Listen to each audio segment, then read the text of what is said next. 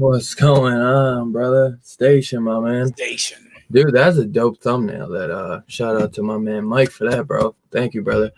Shout out to Mike for every freaking thumbnail for Horror Fest, bro. I don't know. Did he do yours too? No. I mean, he did the Horror Fest logo. Yeah. And well, there's a guy from Portugal who did the PCP logo that's on there. Yeah. Mike did the Horror Fest banner that we put that on. But I do the thumbnails outside of that. But Mike has done not just all your Horror Fest thumbnails, but all of he's done all my thumbnails. Every single piece of art. Every single one, bro. Every single one. Dude, Station Mike.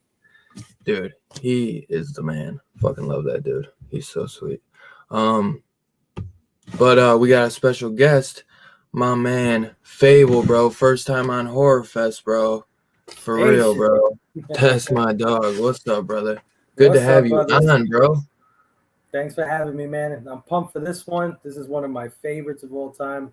I waited for this one. Dylan, had asked me to be on other shows, but I wanted to be one that I really love. So I'm so glad to be here with Dylan and my boy Robbie, man. This is going to be great. Hell yeah, bro. I know you always talk about this one. They just announced a new NECA figure for the Ash from Evil Dead 1. So my man Robbie just reviewed Evil Dead 1 last night, so go check that out if you missed it. Great film. Spoilers. Not everybody gave it 5 digs. I was very shocked. Really, dude? That's a 5 all day for me, bro. 5 all day. What they made with how little they had to make it, it is insane. The camera in Evil Dead 1 literally can make you queasy at times, bro. Like with that camera just going through, like chasing them through the woods and shit, bro, or chasing them through the house. It's kind of like the first shaky cam in a way. Yeah. Almost. I was just telling you guys backstage, Army of Darkness has always been my first favorite out the trilogy, but I always would say I liked Evil Dead 2 better. But after the rewatch, and me and Fable we were both the same way. We both were like Evil Dead 2 we like better, so we were super hyped to do this. And then going back and rewatching Evil Dead 1, dude, I do like Evil Dead 1 a little bit more, no doubt. But they're all three of them are so incredible, to be honest. And the TV show, man, is dope if you haven't checked that out. Dude, Halloween Kills came out. So I haven't seen it. Don't spoil it. I know. So I'm not going to talk no spoilers. I'm sure you're going to try and talk about it on the Sunday Night Live, right? If you watch it tonight. I don't know, man. I'm so freaking busy. I got so many things to consume so I can talk about them. So we'll see. I hope so. I can make it through a triple feature tonight, and I can watch. This is what I'll do. Maybe I'll watch Halloween Kills, and then I'll end that up with Satan's Little Helper, suggested by Joe Corallo. And then maybe tomorrow morning I'll be watching Nightmare Sisters with Linnea Quigley. Oh, why are you watching that one? Because I've been reviewing Linnea Quigley movies for Horror Fest for the last 4 weeks on Rock and Robbie Live. Swear. Yeah. That's sick. I watch your shows, Dylan. It's because I'm on it. You're on it. You're on every show. I watch your shows too. Sometimes I just like fall asleep listening to them. I'll have you in my head. Sometimes I fall asleep talking. No, I just put it on you, man, because Sunday night, bro, I gotta be up at 6 a.m. So I don't mean to distract you from whatever. I just what are your overall non-spoilery thoughts on Halloween Kills? I am eager to know because you are a huge fan of the franchise. Yeah. Fable, you haven't seen it either, right? No, not yet. Dude, I mean, I know it seems not a lot of like it's got a lot of mixed opinions. I freaking loved it though, bro. It's not no perfect film by no means, but dude, James Jude Courtney, like this is his movie straight up. You know what I'm saying? Like him versus the town of Haddonfield.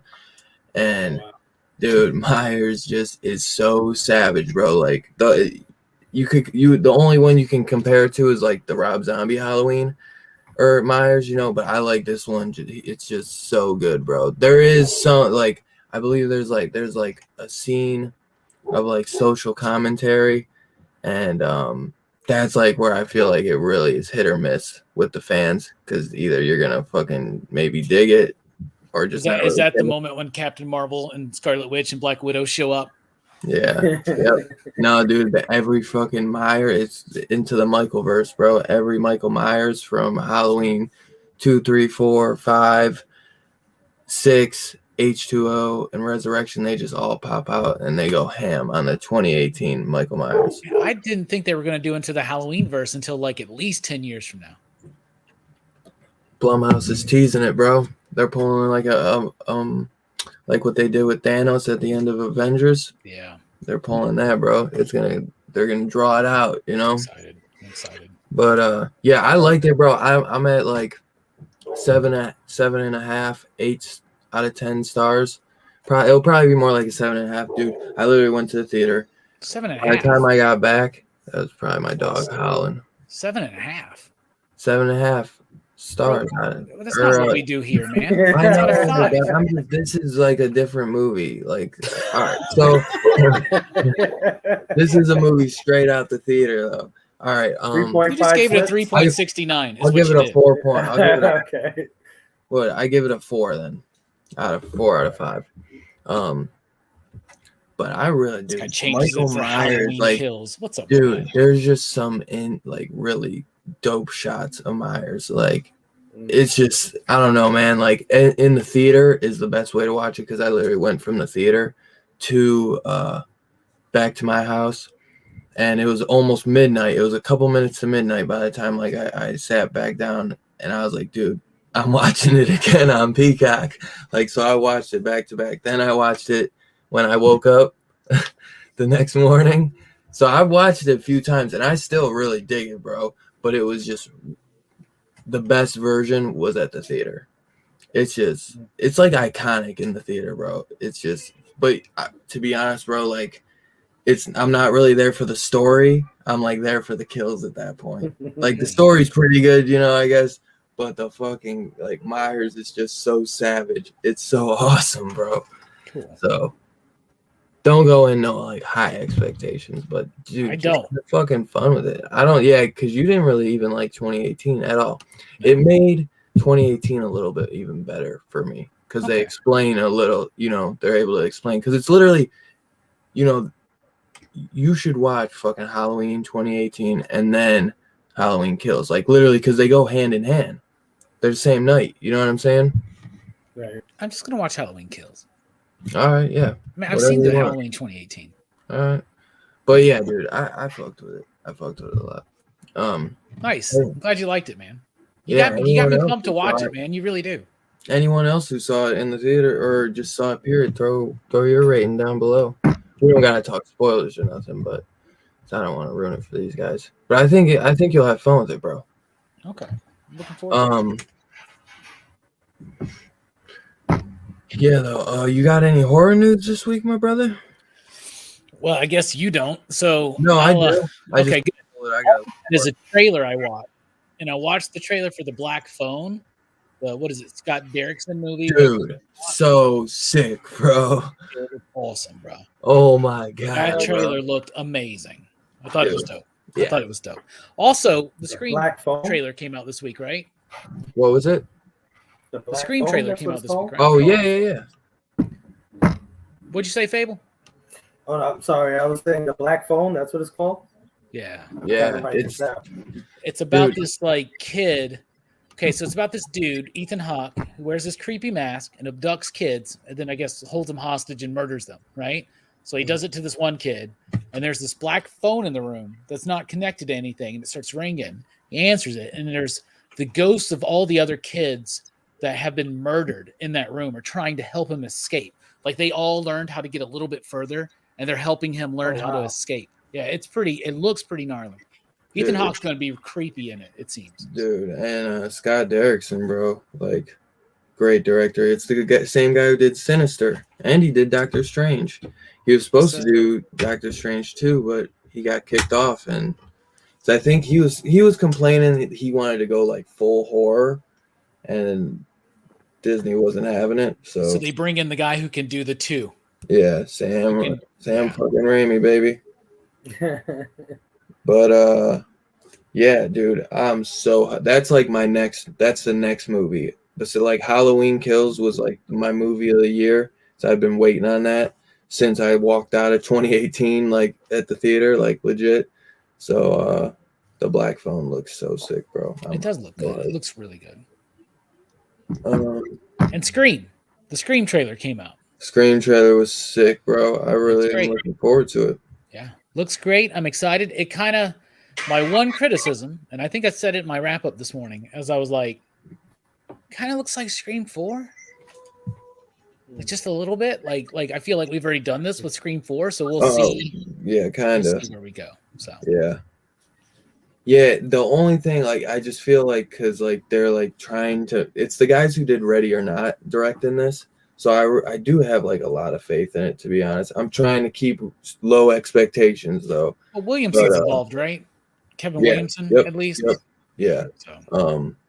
But there was just some really cool shots, like with Ghostface, like got his arms up and stuff, and you see like his shadow on the wall. I don't know, man.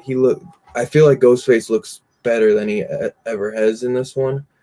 But the trailer looked really cool, and if Kevin Williamson is involved, it's not as a writer because he's not a credited writer here. Oh, really? Maybe just a producer. James Vanderbilt and Gary Busick. Not Busick. I don't know who they are, but interesting. The only thing I know is the guys that did Ready or Not are supposed to be doing this.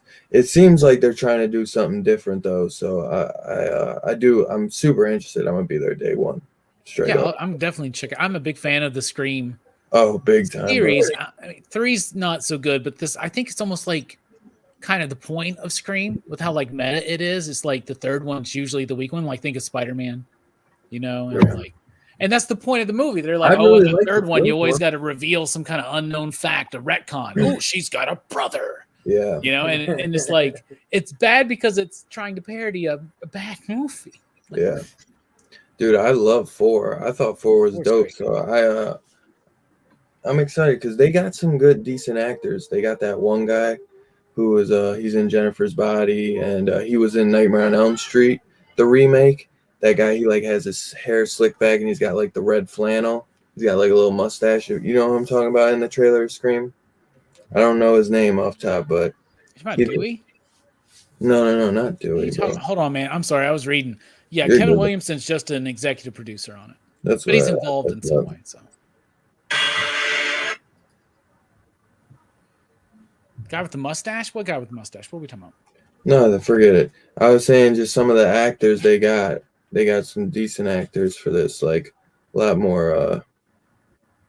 I don't know. I feel like in Scream 4, Emma Robertson was the big name. You're talking about the dude that's in the car, like dude, the Chucky. Yeah, but Scream looks awesome, no doubt. I'm super excited. But Did you watch the Scream trailer, Fable? Yeah, it looked good. But now that you said that it looks like Scream 4, am I thinking about it again? I'm like, yeah, it does kind of look like Scream 4. But that's just because they're bringing in new young characters. Yeah, and I like Neve Campbell. They weren't able to. Still. Yeah, right. They weren't able to continue that story in Scream 4. Like Craven and Williamson wanted Scream 4, 5, and 6. But yeah. But to be honest, I think that Sydney, I think Dewey is supposed to have like the biggest role out the three, and the other two are going to be on the back burner a lot. Like Sydney, they got to kill one of them. Yeah, definitely, because they're. I think might be their last one, because I guess they made this movie and they didn't even have those three like on board yet. They got them like last second, I think, because of COVID and everything. They like had no idea if they were gonna get them or not, so they were like, dude, we were like scared shitless the whole way because like they didn't have it like set in stone with them. So this is gonna be like the Star Wars sequel trilogy where they kill one of them each movie. They might who knows, because I feel like Courtney Cox might have the least amount to do in it, and then like I said, Dewey's supposed to have the most. I hope they don't kill Dewey, because he's got the beard, he's looking all scruffy. Him and Gail are like divorced, and he's supposed to be like living on his own. If they do 3 movies, and this is the first of 3, Dewey dies in 2. Probably, yeah. Because that's the one that Sydney would die in the third one. They're gonna do it. Strikes Back. Because Laurie's probably gonna die. Laurie might die by the end of this fucking next Halloween movie, dude. You know, but maybe not. Maybe not. She died at the beginning of Resurrection, Dylan. I know, dude, but that's not in this timeline. That's not canon. That's not canon, dog. But yeah, it was announced that AMC is doing a Tales of the Walking Dead show. I'm not big on The Walking Dead anymore. Like, I fell off it on like season 7. So I do want to get back at some point. I just kind of got burnt out with zombies, to be honest. But the Day of the Dead show on Sci-Fi just dropped Friday. And I kind of I started to watch some of it, man. I just kept I was watching it on my phone. I really want to try and give it a shot just because to see what they're doing with George Romero's work. You know what I mean? I want to see if they're actually doing something with it. But I gotta give that a shot. But the Chucky show also came out on Sci-Fi, and it's got like a 9. Fuck yeah, bro! I watched it. It's dope, bro. I knew you'd want to talk about it, so I made sure to watch the first. Dude, episode. I'm glad you did. Did you watch your Fable? I didn't get a chance to. It's on YouTube for free, and I watched it on USA and the USA YouTube channel, and it was like 40 something minutes. Yeah. And then after I watched it, I realized there's a Sci-Fi channel YouTube version that's longer. It's like 55 minutes, and I was like, "What the hell?" Oh man, I watched it a couple times. To be honest. Did you like it? Dude, I really liked it. I really did. It seems like they're doing something a little bit different instead of they're trying to hint at a little dark side with this kid. I forget what his name is. Jake. But Jake. I really like the kid Jake. I know it's got Don Mancini. Don Mancini is supposed to be like Jake. That's supposed to be him as a young kid or something. So I'm interested to see. It's got 95% on Rotten Tomatoes, bro. By the audience score, There's one thing I didn't like about it though, Dylan. Yeah. The one kill that's in it. We're not going to spoil it. The one kill, that was the dumbest fucking thing I've ever seen. I kind of thought it was cool. He could have just cut the motherfucker up, and I would have been like, cool, classic Chucky. But no, they always got to do these.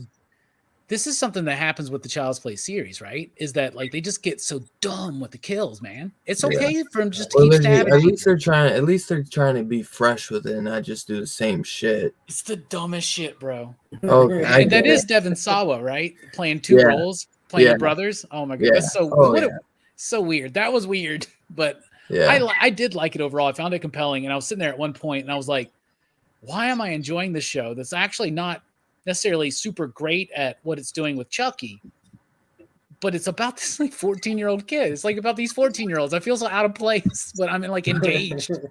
I don't know." Dude, it was good, man. That's the thing. It was just really good. I'm really excited to see it. And I think, dude, they're bringing Chucky like straight in it. He's not like hiding that he doesn't work. Like they get right into it, you know?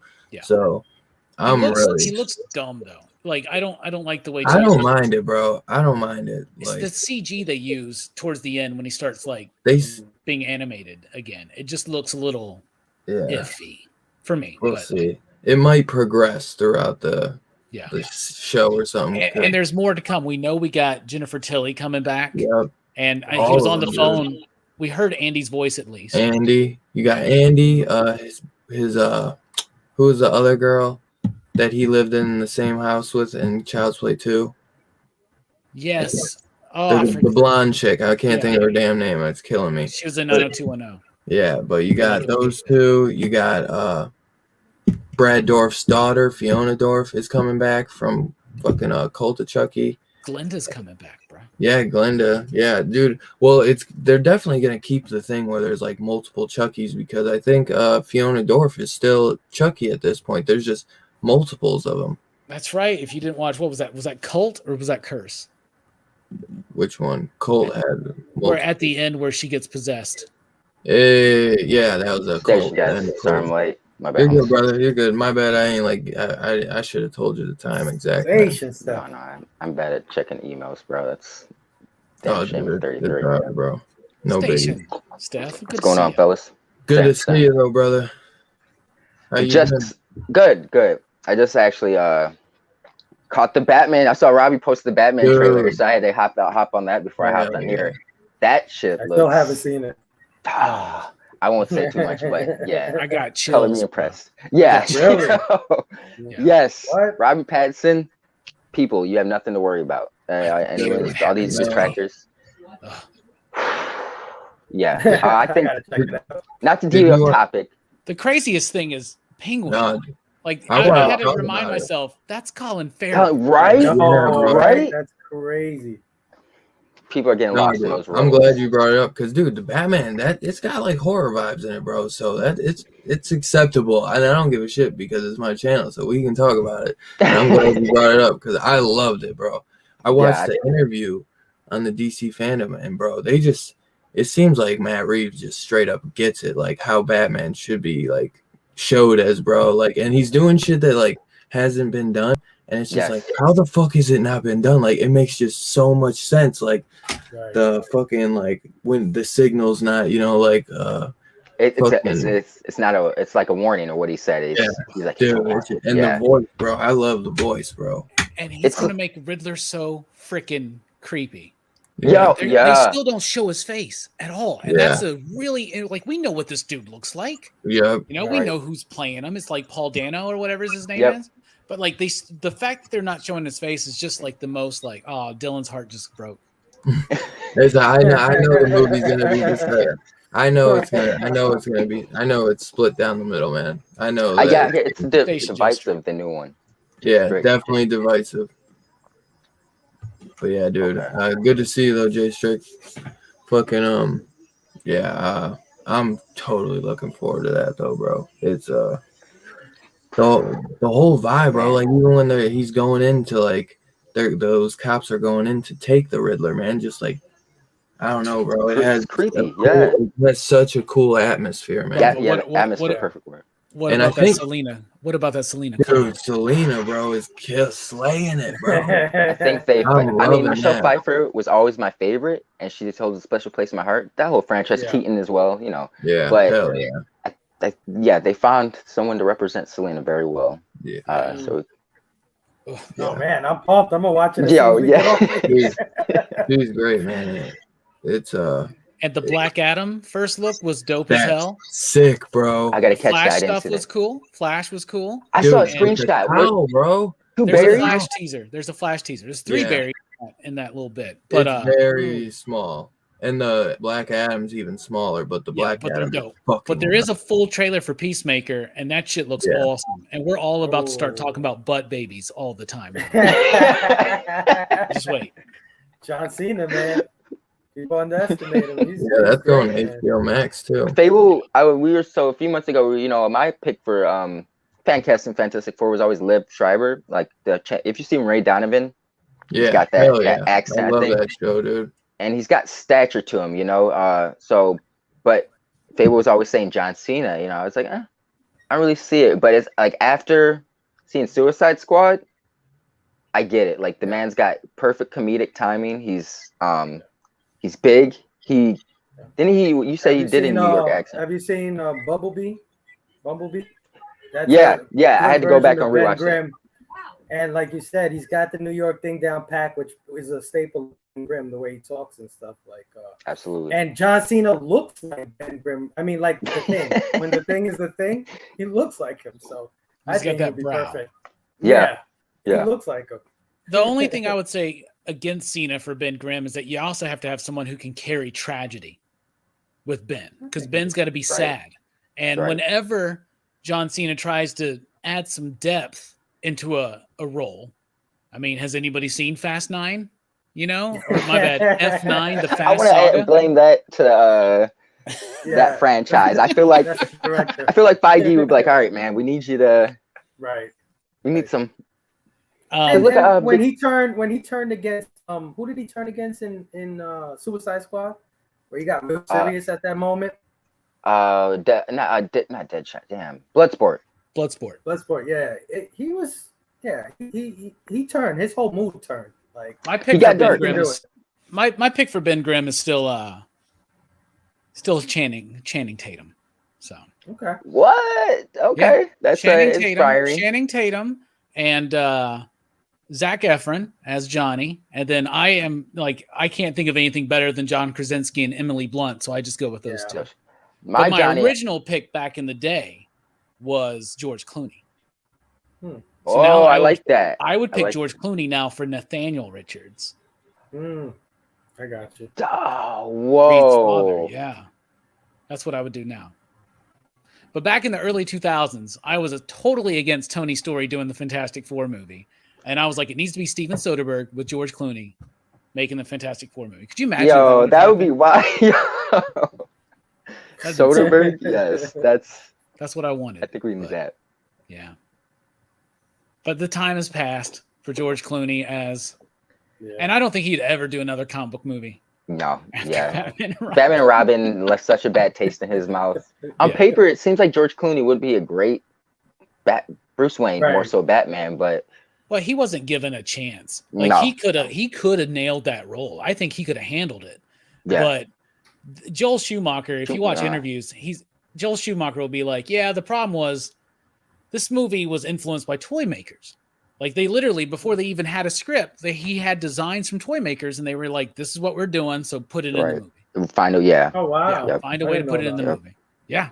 That's what happened. It was just a marketing machine is what it was. They designed the toys before the fucking movie. That's why things look different.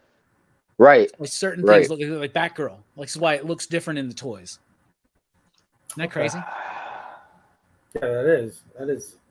I didn't even know that at all. I just thought he was because he was just getting more colorful, crazy, and everything had to be like 50 million colors. I was just, what is going on here?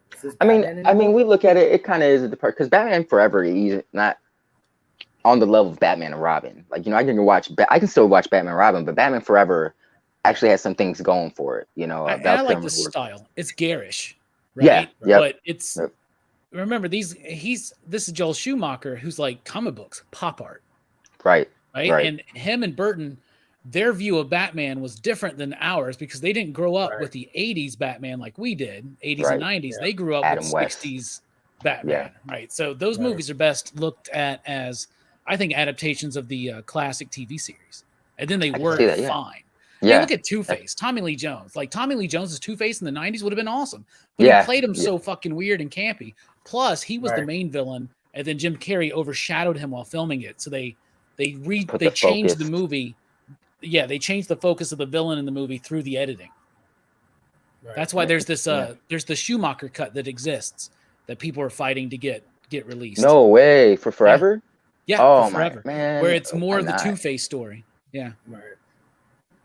Yeah, but Burton at least Burton tried to make the 66 camp thing, but he also put that darkness into it, which You know, that, it's inherent to Batman, Gothic. so it works so well.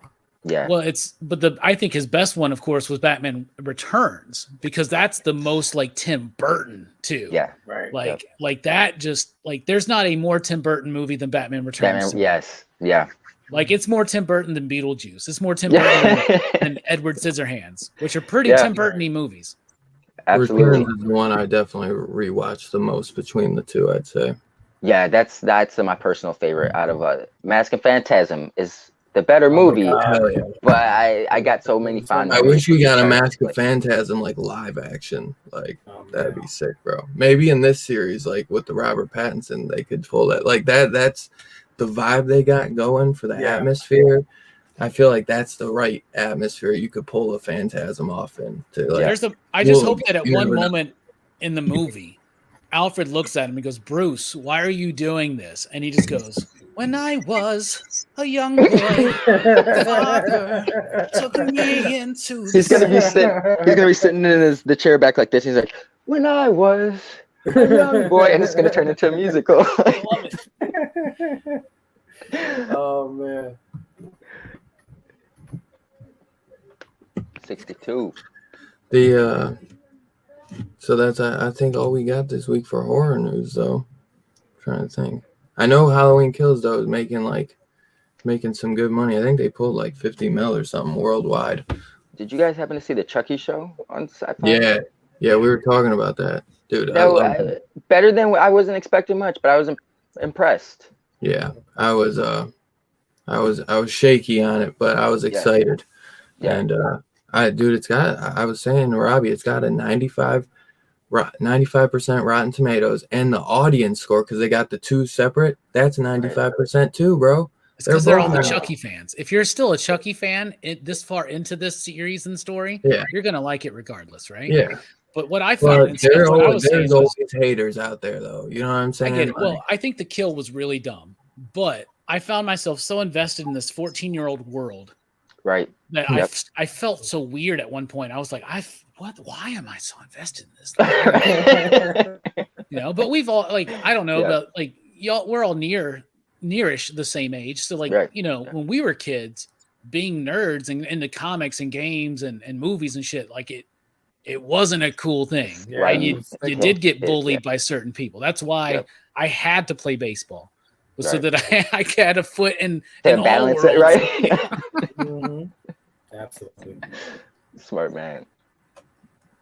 But yeah, I watched that last night. I was like, okay, all right, I'll be checking out further episodes. I liked it, and it's exciting to know that so many past characters are coming back, and it's and the biggest thing is this is Don Mancini getting to do an expanded vision of what he wants to do, and I love that he has been able, especially since Bride, he's been able to really assert control over this franchise. You don't see that. Look at Hellraiser.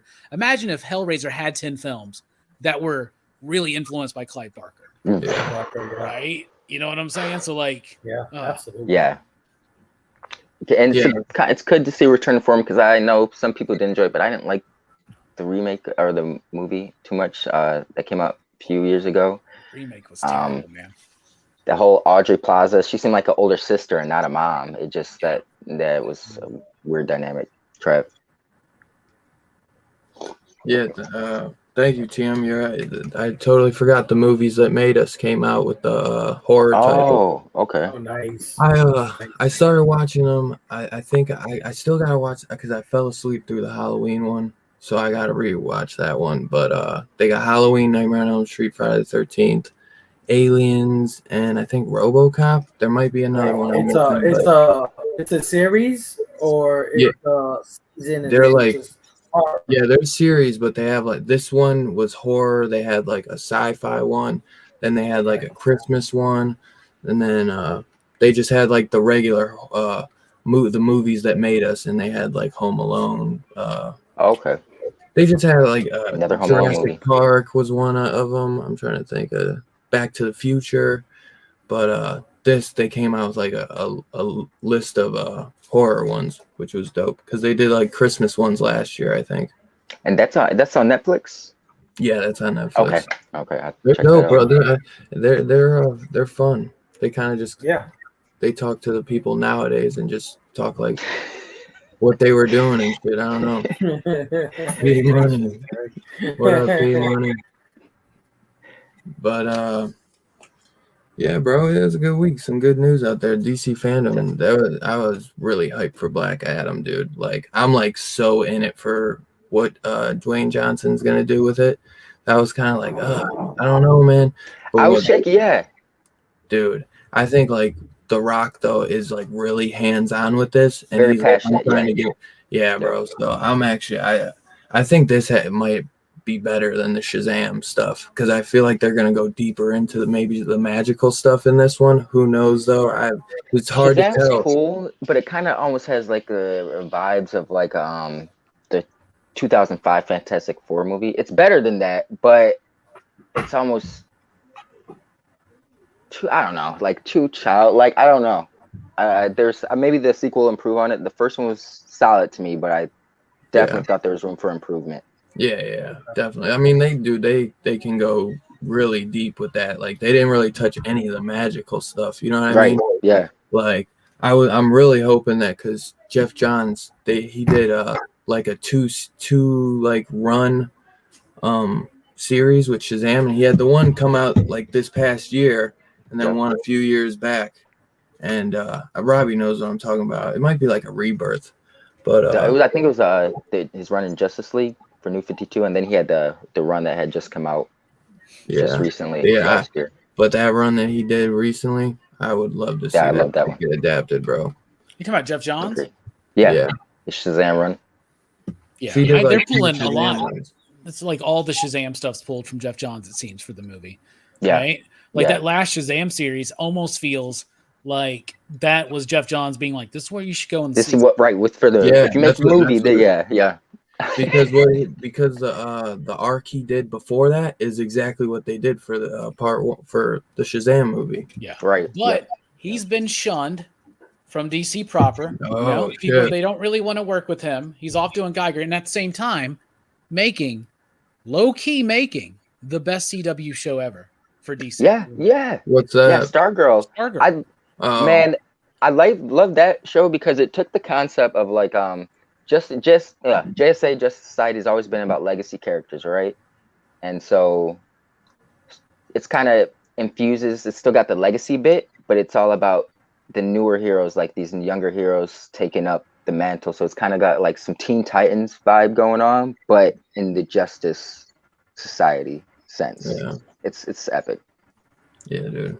It's dope. Young Justice just got a couple new episodes on HBO Max too. But DC won the weekend. That's why they do this fandom shit, right? That's why they do it. Hell yeah.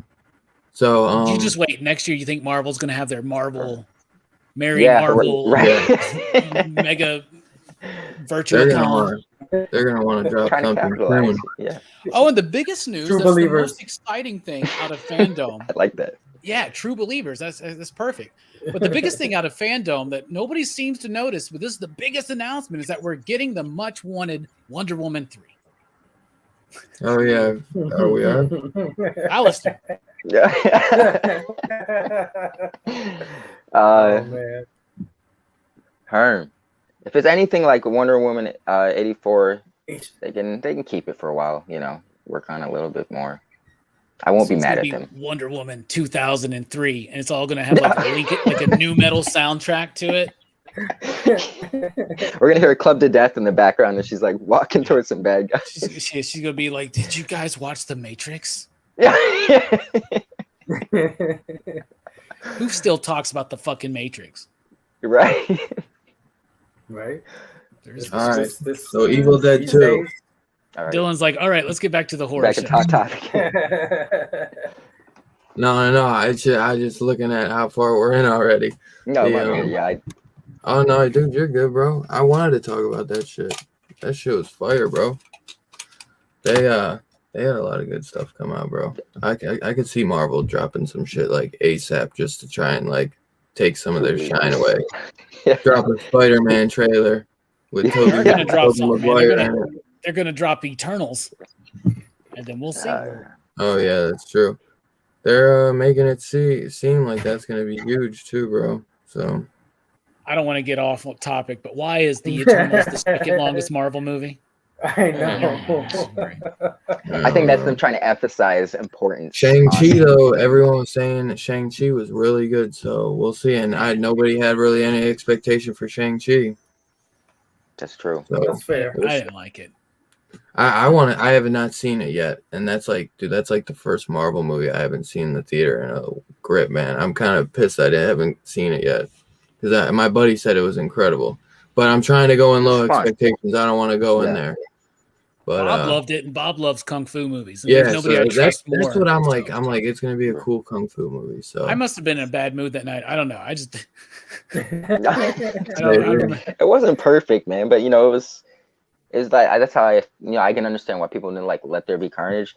I think it was okay for what it was because the concept of that you're not gonna, and it didn't overstay its welcome for the concept of the movie. So it's like I like it for what it is.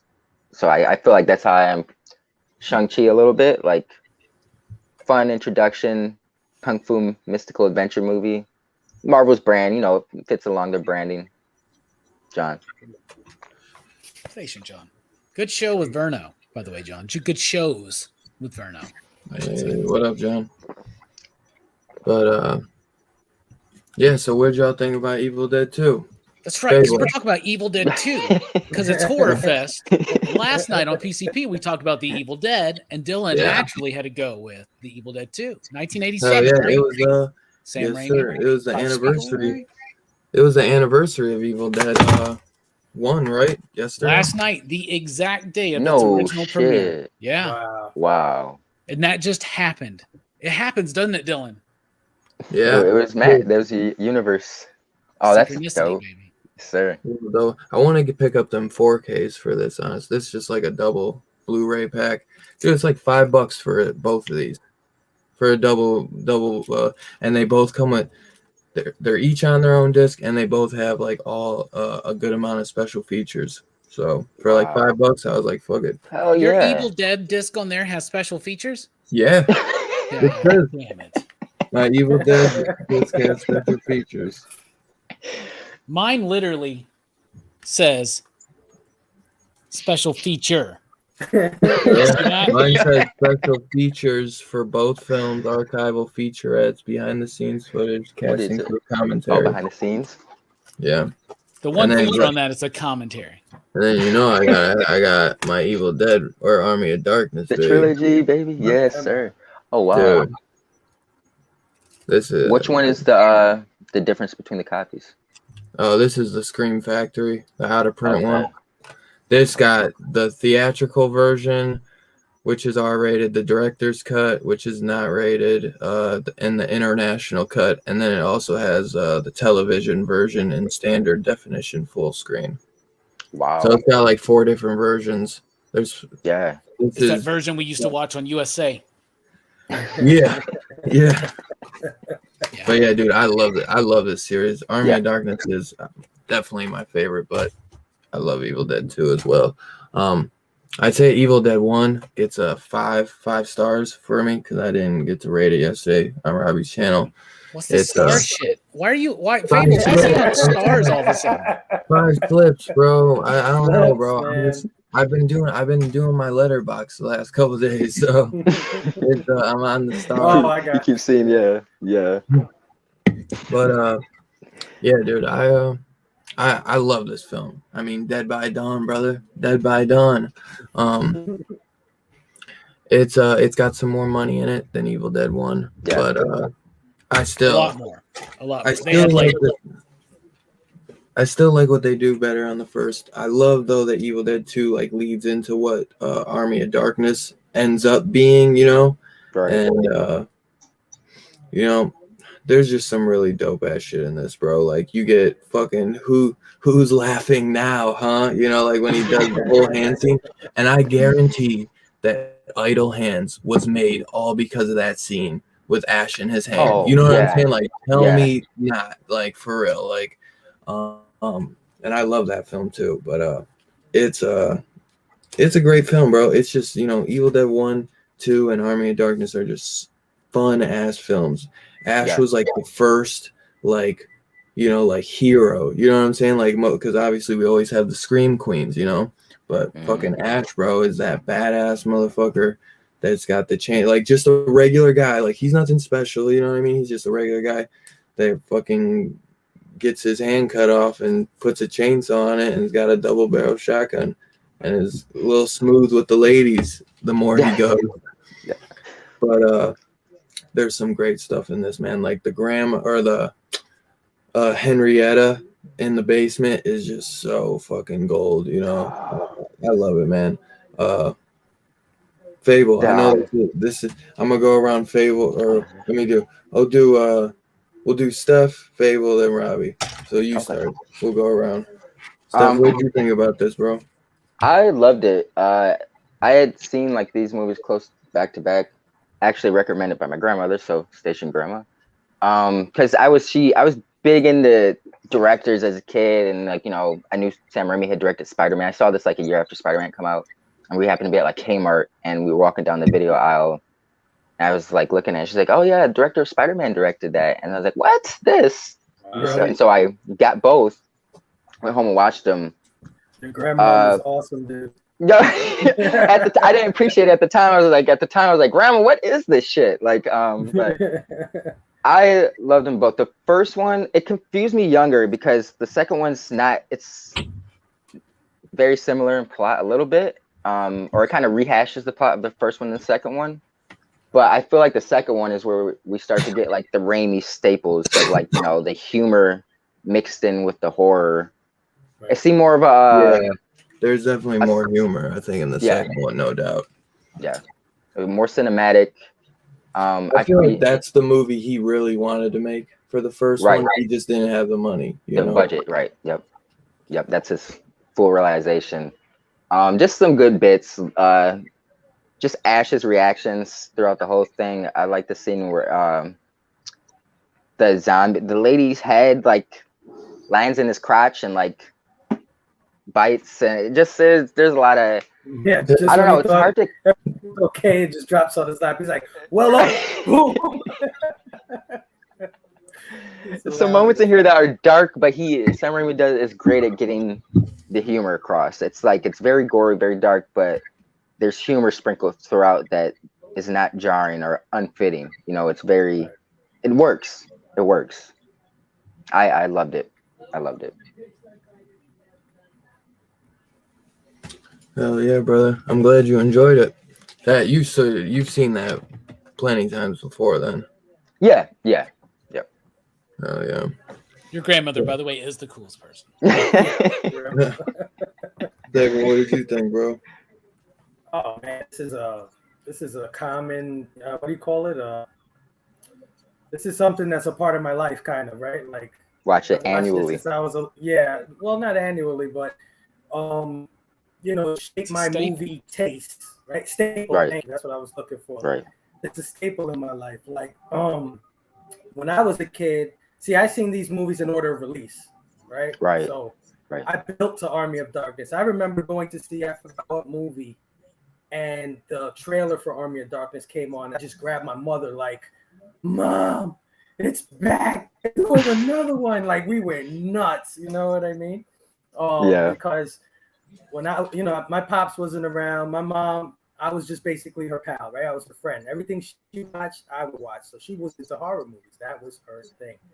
And, Evil Dead 1, I remember that's probably one of the first horror movies I've ever seen.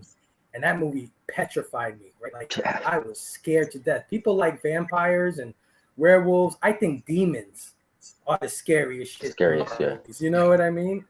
And this movie has a lot to do with that, right? It has a lot to do with that in my psyche, why demons are scary. So, and not to mention part 2 has the coolest box art, I think, in all of horror movies. That's just my opinion. You know, the skull on the face with the real eyeballs in it. There's something about that cover that just makes you want to get it, right? But facts. Yes. Yeah. But I was watching it. Heck yeah, man. Yeah. I remember being really scared of these movies when I was a kid. But now that I'm older and I'm watching these things again, heck yeah, bro. Heck yeah. Damn. Oh, the fear factor is gone, right? Like you're not scared anymore. So you got to look at these things a little more objectively. Right. I can't even compare part 1 to part 2, right? Honestly, I think part 1 is Evil Dead, and part 2 should be called Cabin of Darkness, leading into Army of Darkness or something like that. You know what I mean? But anyway, I loved it because for me, this is like where Sam Raimi becomes Sam Raimi, right? And like Ash becomes Ash, and these characters are cemented, you know, in this movie. Right. And I think it's really ambitious. You know, he you know, they say he had a lot more money for this one, but it's like he never has enough money, right? It's still kind of low budget. Even the third one. But you can tell he's refining he's finding his style. There's a lot of scenes that even if they look bad, they're still stylistic in a lot of ways, you know. Agreed. I think the makeup is great. I think Bruce Campbell hams it up so well, like, you know. And even though it is a hammy performance, you feel for him though, right? Like he's going crazy. He's losing his mind, literally. Like when the lamps start laughing, and the stupid moose head is laughing at him. I mean, and he first starts out laughing, right? He's like, ha ha ha ha ha, ah! He just starts screaming. It's a vibe of the movie. Entertaining movie, right? Yeah.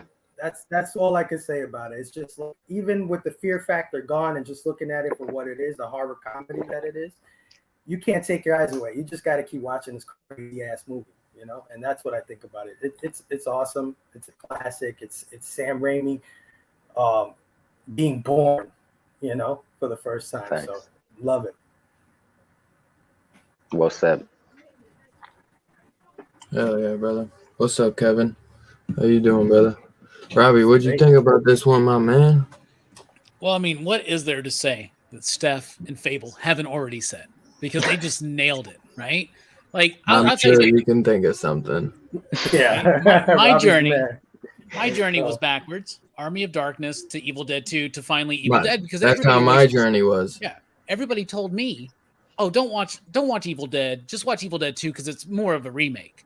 Right. It's not. It's a sequel. It's a sequel. And there's a clip you can find on YouTube where Bruce Campbell explains it. And it's the way I've been explaining it. I found it last night after we did our show, and I was like, this is what I was saying. The moment Evil Dead ends with the camera rushing up. That's the evil, right? The evil entity rushing up on Ash.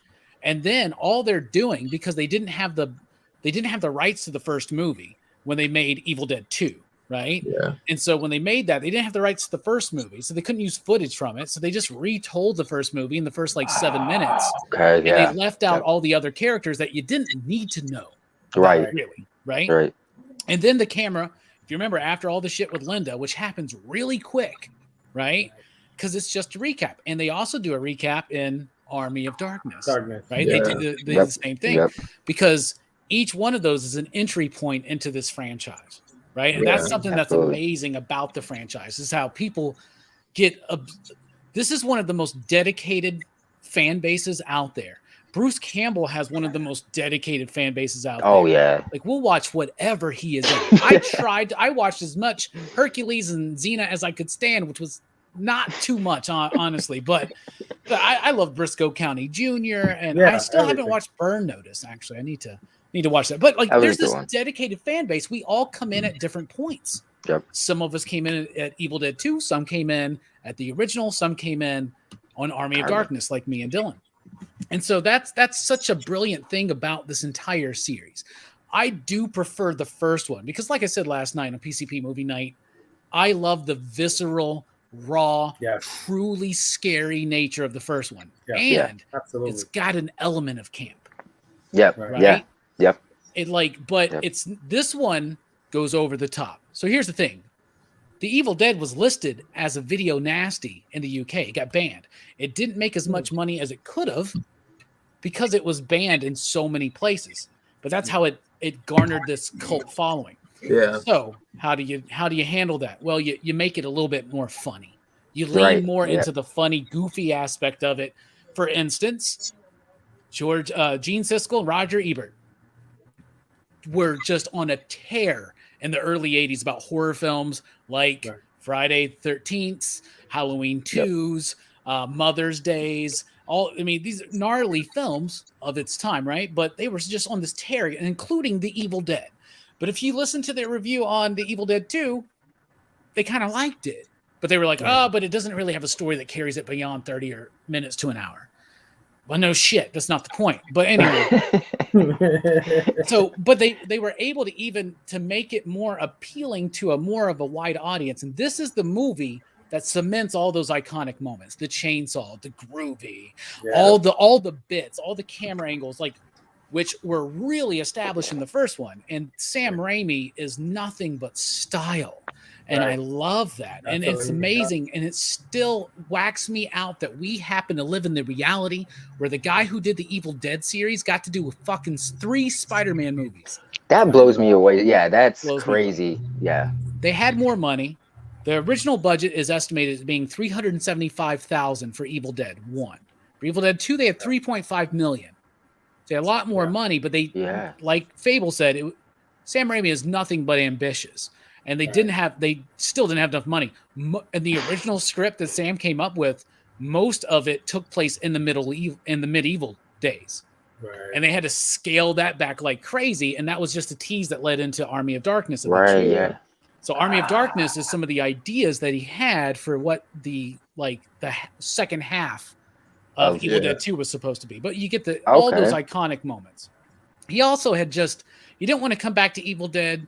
He didn't want to do a sequel or nothing like that. He went off and he got Crime Wave, which is the movie that they did, but they had so much studio interference. So when they did this one, he didn't want to be in a studio setting. So they actually went to a high school or a middle school and built the cabin set there, staying far away. Wow. He brought in Scott Spiegel to do his co-writing, so he wouldn't get burned out on it, and to add more to the lore and make things make more sense. Right. And that's where the hand bit comes from, because Scott Spiegel had done a short film called Attack of the Helping Hand. And it was literally a short film about the hamburger helper hand, like attacking this woman in the kitchen and killing her. So I love the film. I think it's great. I definitely prefer the first one, but I love this movie. It was like, all right, let's take the first movie, tone it down a little bit. There's less violence. Yes. And there's less blood. You think it doesn't seem like there is, but most of the blood is like garish and colored black, or there's green, and it doesn't have a certain gung-ho-ness that's there in the first film, where it's literally just kids going to the woods and making a damn movie and making one of the most iconic and stylized and copied horror films out there. Absolutely. But with this one, he got more money. They were able to take that idea and turn it into a franchise. Yep. And that all starts here. And it's a glorious film for it. So when you do compare them like I do, it's literally just like little degrees of preference, right? Like I prefer a more like Evil Dead is just like wild and so loose and free. And this one's a little bit more tighter, but a little bit more ambitious, but way beyond what they could do. Right. And so some of it doesn't work as well special effects wise, but it also has amazing special effects work. Overall, that was a long ass way of me saying, I like it. So see, it well said though. Yeah. I like that. Good shit. But yeah, bro, it's a good one, man. I feel like, man, I just always love talking about Army of Darkness, but but this one, dude, it's got some funny stuff. It kind of like the stuff with the what is that deer head that's mounted on the wall. You could tell when you watch Drag Me to Hell that you get the fucking goat. Those are totally like you're like, that's Sam Raimi. You know what I mean? Like all the bits are there. All the bits are there. Everything from Army of Darkness is in this movie. It's just you kind of forget you love Army of Darkness so much, but on rewatch, all the bits are there. Everything. You see, the language, the groovy. It's almost like when he does that part where he builds the damn chainsaw and rips it open on the chest or whatever. Right there and then, it's like, now this is the tone going forward. This is what this movie is, It's awesome, dude. Hell yeah, dude. It's a lot of fun, bro. That claymation scene with his girlfriend too is wild, you know. Yeah, that tripped me out. That's Still, always just a creepy one, you know. Just that whole scene with him when he takes her in the shed and everything. He's got her head like in the clamp and everything. And the body's just like walking in and shit, and it's got a chainsaw like cut through the top of it.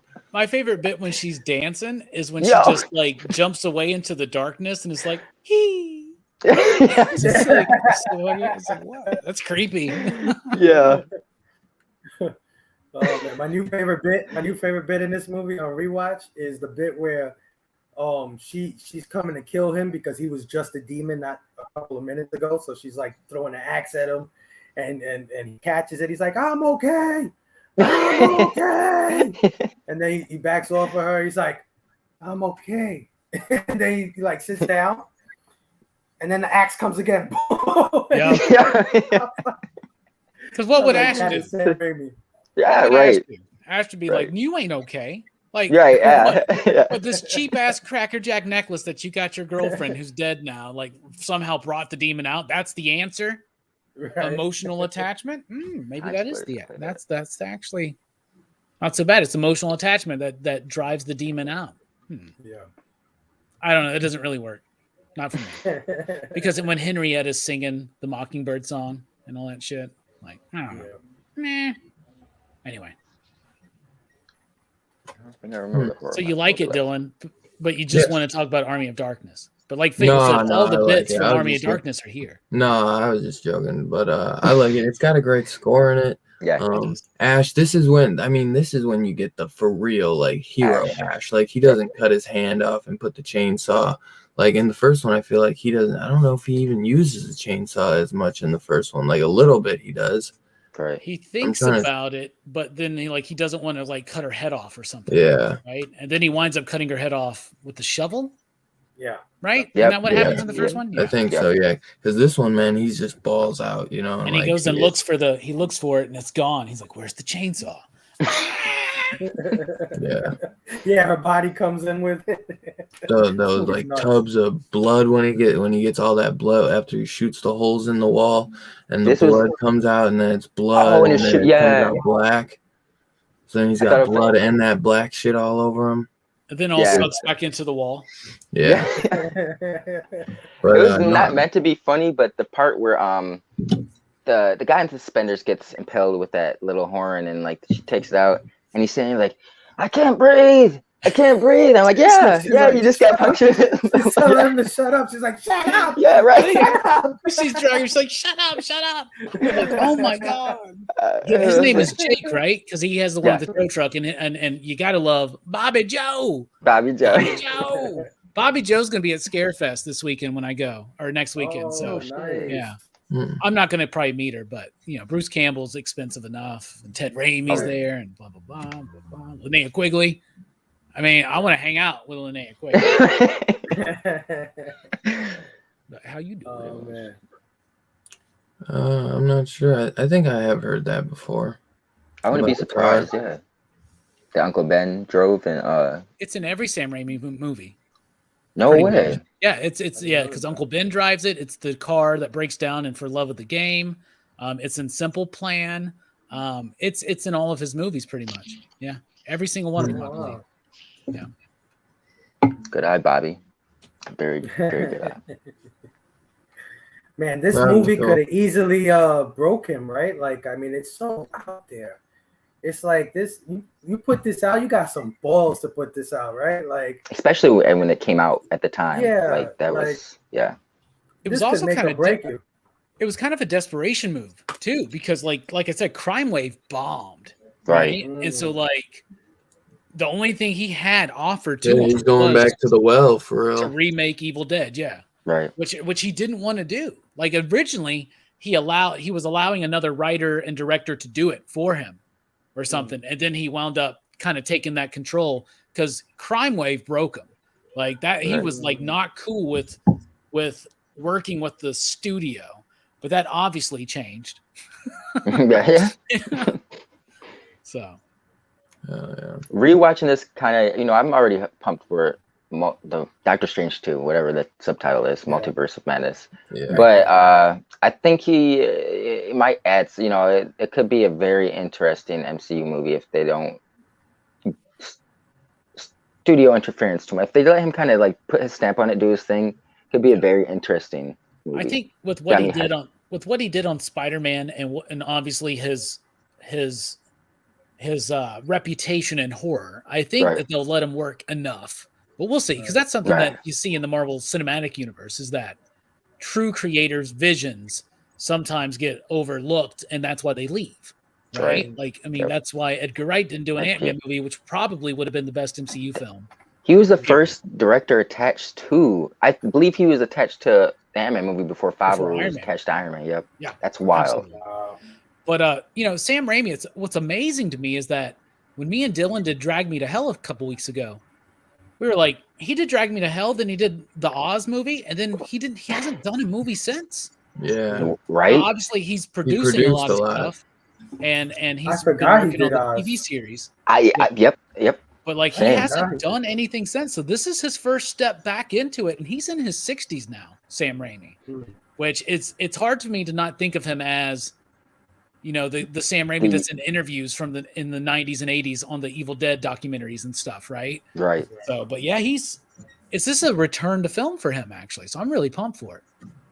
Wow, and that was like almost, I think like 8 years ago, 2013, 14 was the Oz movie. So yeah, Jesus. Yeah, and that was okay.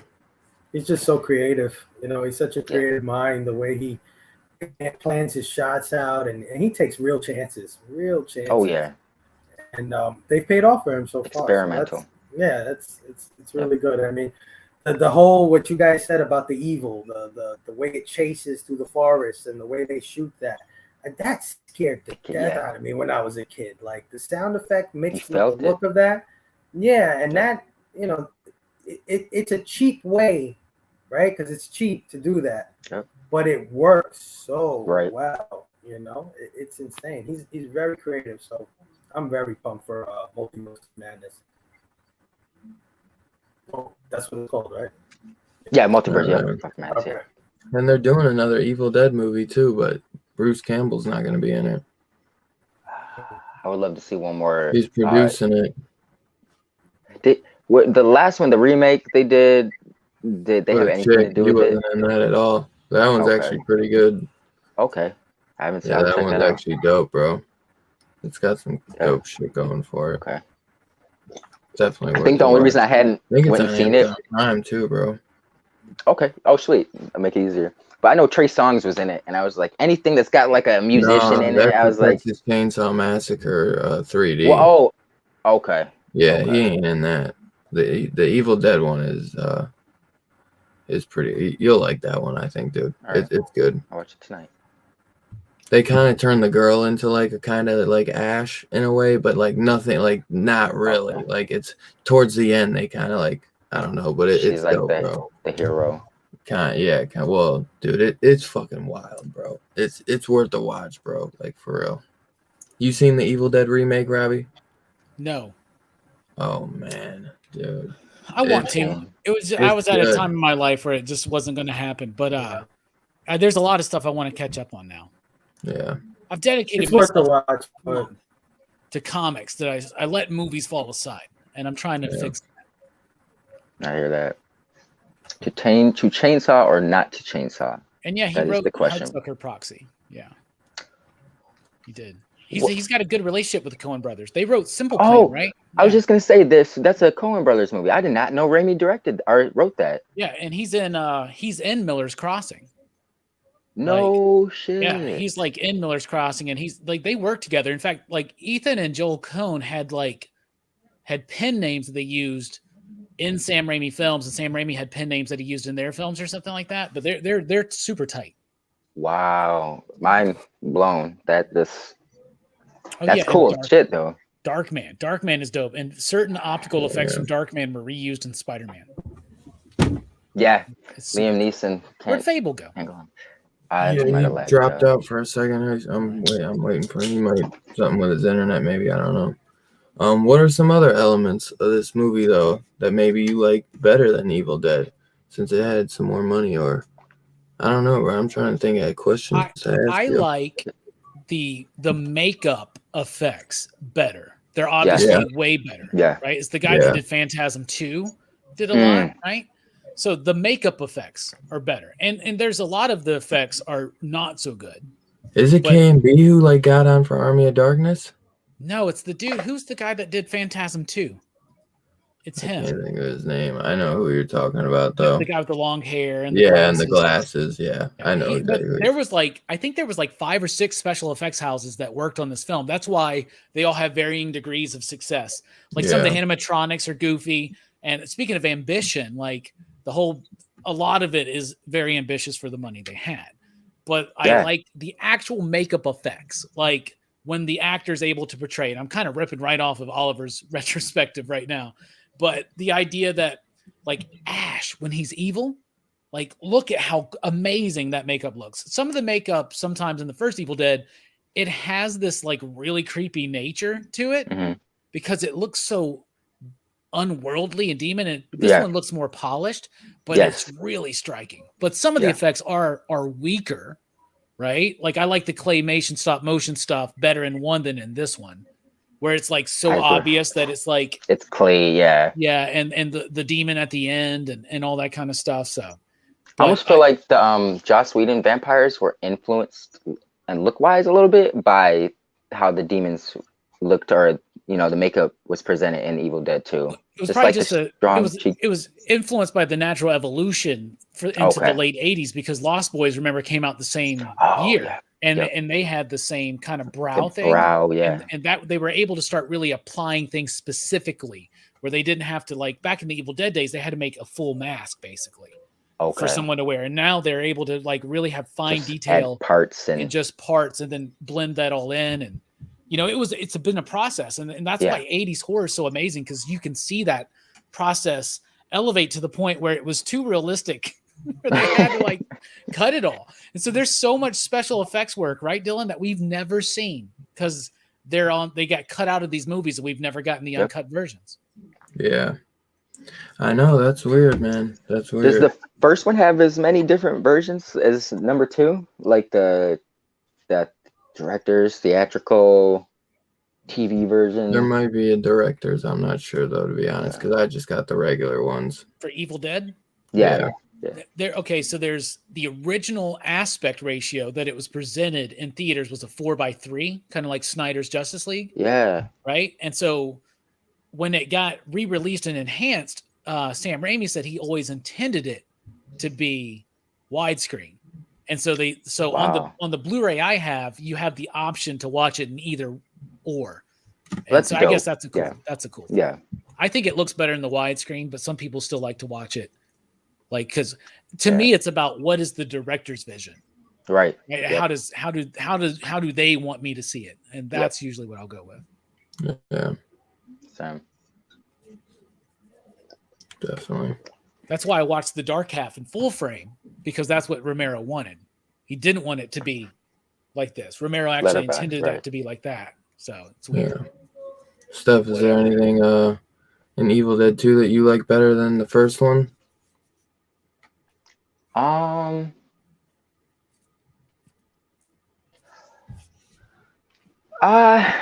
Just there I can't really compare them, but I just the way the humor, you almost shouldn't think humor should be in a movie as gory as this, but I just there's small bits in 1, but 2 it's just it's seamless, it's very natural, it just fits so together. Ash, I think he was like you guys have said, he was more Ash, we got this, so he's more of a personality to me, and I enjoyed that. And he's also doing a lot in this movie, as far as physical bits and stuff like that. He's pretending that his hand is possessed, and the part where his hand grabs a dish and starts just breaking dishes on his own head and stuff like that. He did all that shit himself. Right, yeah, right. He was just his physical comedy was great. It was great. Yeah, absolutely. Well said.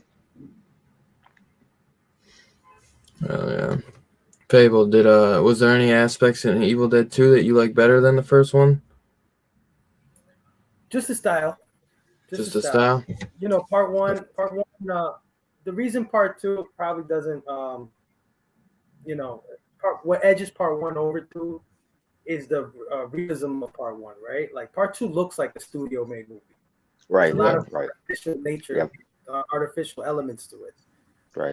So whereas the first one looks like they just basically went in the woods and filmed the movie. Filmed it. Yeah. More art house.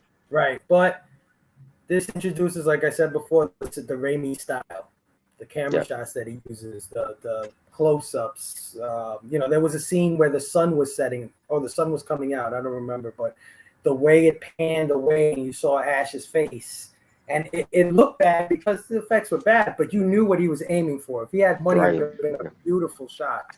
Or the shot where he's in the forest and he's in front of the house, and everything's silent, and the camera just does a 360 around the forest, just to set that in, that he's all by himself, and then it comes back to him. He's like doing his face and stuff. You know what I mean?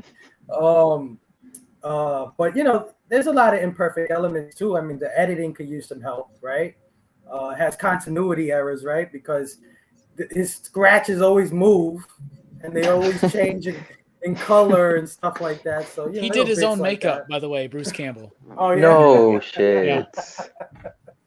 But you overlook that stuff because it's so entertaining. Yeah, I agree, Bobby. That would be what I would probably say too as well. Yeah. Like the practical effects at times are better, but the Evil Dead 2 better ending because it leads into like Army of Darkness or Evil Dead 3, whatever you want to call it. But hell yeah, bro. I love that, man. I love that aspect, man, when he just goes through the fucking hole, bro. It's like that Wizard of Oz shit, bro. Funny story. The same guy wound up making a Wizard of Oz movie. Right? You know what I mean? Yeah. But it has a very Twilight Zone ending to me, like the Twilight Zone. Yeah. Because if you assume that there's not gonna be a third film, and that's the end, then he's screwed, right? He's stuck back in time. Yeah. He's screaming like, no! And that's why I like. That's why I like the original ending of one better than the theatrical ending, where he sleeps too long. He like takes one too many drops, and he wakes up and he's in a post-apocalyptic world. Yeah. Oh yeah. You don't like that one where he sleeps too long? I think that's the best one. Like that's the best one. Because it harkens back to the end of Evil Dead 1 and 2. Because the end of 1 is he gets got. Yeah. He makes it to morning. It doesn't matter. Yeah. He still gets his ass. Yeah. And he does. He gets possessed. But don't worry. The power of love and a Cracker Jack magnifying glass. What do you think about the score in this one? I think it's better than the first one. Yeah. It's the same guy. It's the guy, and he also did Xena and Hercules and the Ash versus the Evil Dead. He did Army of Darkness. Of course, Danny Elfman did the main theme, but because that's all they could probably afford, right? They're like, we're gonna get 5 minutes out of Danny, and then you can do the rest. It's Joe DeLuca, and I think this one's a bit better. The problem is that Army of Darkness has that memorable score. I can think of that March of the Dead theme. Yeah. Yes. But when you think of Evil Dead music, nothing ever sticks out in your mind. No, right? it's a lot of wind and shit, you know? I mean, it's good. Yeah. And like we were talking last night, how one of the best things about the soundtrack, which I do love because it was classic and it was synthy. So it kind of had the best of both worlds. And we'll be talking about that this week, next week on with The Howling, because the score is very similar, right? So, but it was the sound design that really helped capture it. And so the sound design is really good in this one, but I don't think it's as much of the focal point, because when they were making Evil Dead, like most of what they had to do to make that movie super exciting and make it really work was in post when they were like putting in those sound effects and stuff. And in this one, they actually had a lot more visual gags that they could do, right? But the music itself is better. It gets more in my head, but the entire franchise doesn't have like a Suspiria, a Halloween, a Day of the Dead, a Dawn of the Dead, like Facts. a very like Nightmare on Elm Something Street. then iconic. That, Yeah. You like associate with that. 5 notes, and you know what we're talking about. Phantasm has that. You know what I'm saying? So like, Evil Dead lacks sound that. design. The sound design. Whoever designed part 1 sound design, man, they did a bang up job, man. Because those sounds. And that's the iconic sound, actually. Right. You know, is actually the like Oh, that. yeah, I guess so. It's interesting how the sound design is the most important part. You know, and you could almost say that with Friday the 13th, right? Because it's the right. Yeah. Most people remember, but it also does have a very distinctive like kind of psycho-esque type thing. Yeah. No, it's very true. I mean, sometimes the lack of sound is what helps it too, right? Because like when you go into the house in part 1, all you hear is the creaking that what was it? That swing that was in front of the house. Oh yeah. And it just and then it just stops, and that alone. I mean, forget what was on screen. That alone was like, wow. You know, they did very unnerving. Yeah, absolutely. Yeah. And that's the thing, is that the first one is truly just a straight up horror film, and it does have fun bits, and it is intentional because it ends with that music, right? Like, so he knows what he's doing, right? But in this one, he's able to more fully realize it. But at the same time, you do feel like he's already said what he wanted to say with this story. Right. So now he's just kind of setting it up, maybe not intentionally, but he's setting it up to be more marketable. Yep. Honestly. I mean, how many Ash things do people have? You know what I'm saying? Yeah, like, Ash is a pop culture icon. I wanted a Necronomicon my whole life, man. Like a replica Necronomicon. That'd be dope.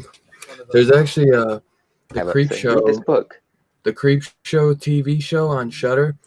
They actually did like a Bob Ross like wannabe versus the Evil Dead, and Sam Raimi's brother is actually in that episode, and he gets he comes on this like talk show / selling like TV show where they kind of like auction stuff off, and Sam Raimi's brother brings the Necronomicon, and he's like, this was passed down from generations in my family or something, and he's like broken, he needs money or some shit.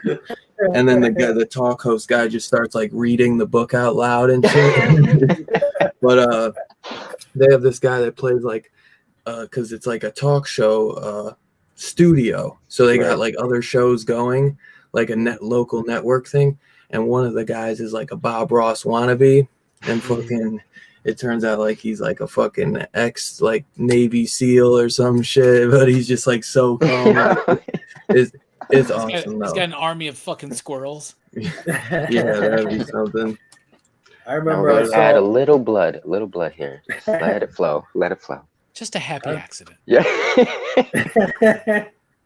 I remember I saw a replica Necronomicon when I was in my teens, but they wanted like $300 for it at that time. What? Yeah, but it was really made out of like pig skin. Like, oh wow, you know how they make those dog toys and stuff? What stores you been going to, Faith? Dude, That's some shady. Dude, they're writing these movies. Some shady places in New York, aren't they? Dude, no, this is like a game store. I swear to God, this is like ED. I'm not kidding you. It's electronics boutique, and I saw it there, and I was like, holy shit! I think it was in honor of Army of Darkness, to be honest. Right. Nice. But it was made out of that material that they make those dog bones out of. You know what I'm saying? That rawhide. Yeah. So it looked like it looked really good. I wanted it so bad, but it was expensive, man.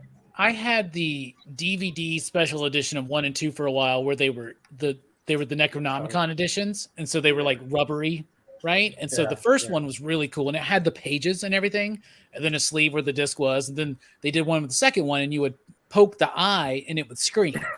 Right, and that was really cool. Yeah. They each hit over $100 each. Like, we're talking about probably 10 years ago or so. Yeah. And I sold them. I was like, I'm sorry, I was selling them because I'm gonna get the Blu-rays. Right.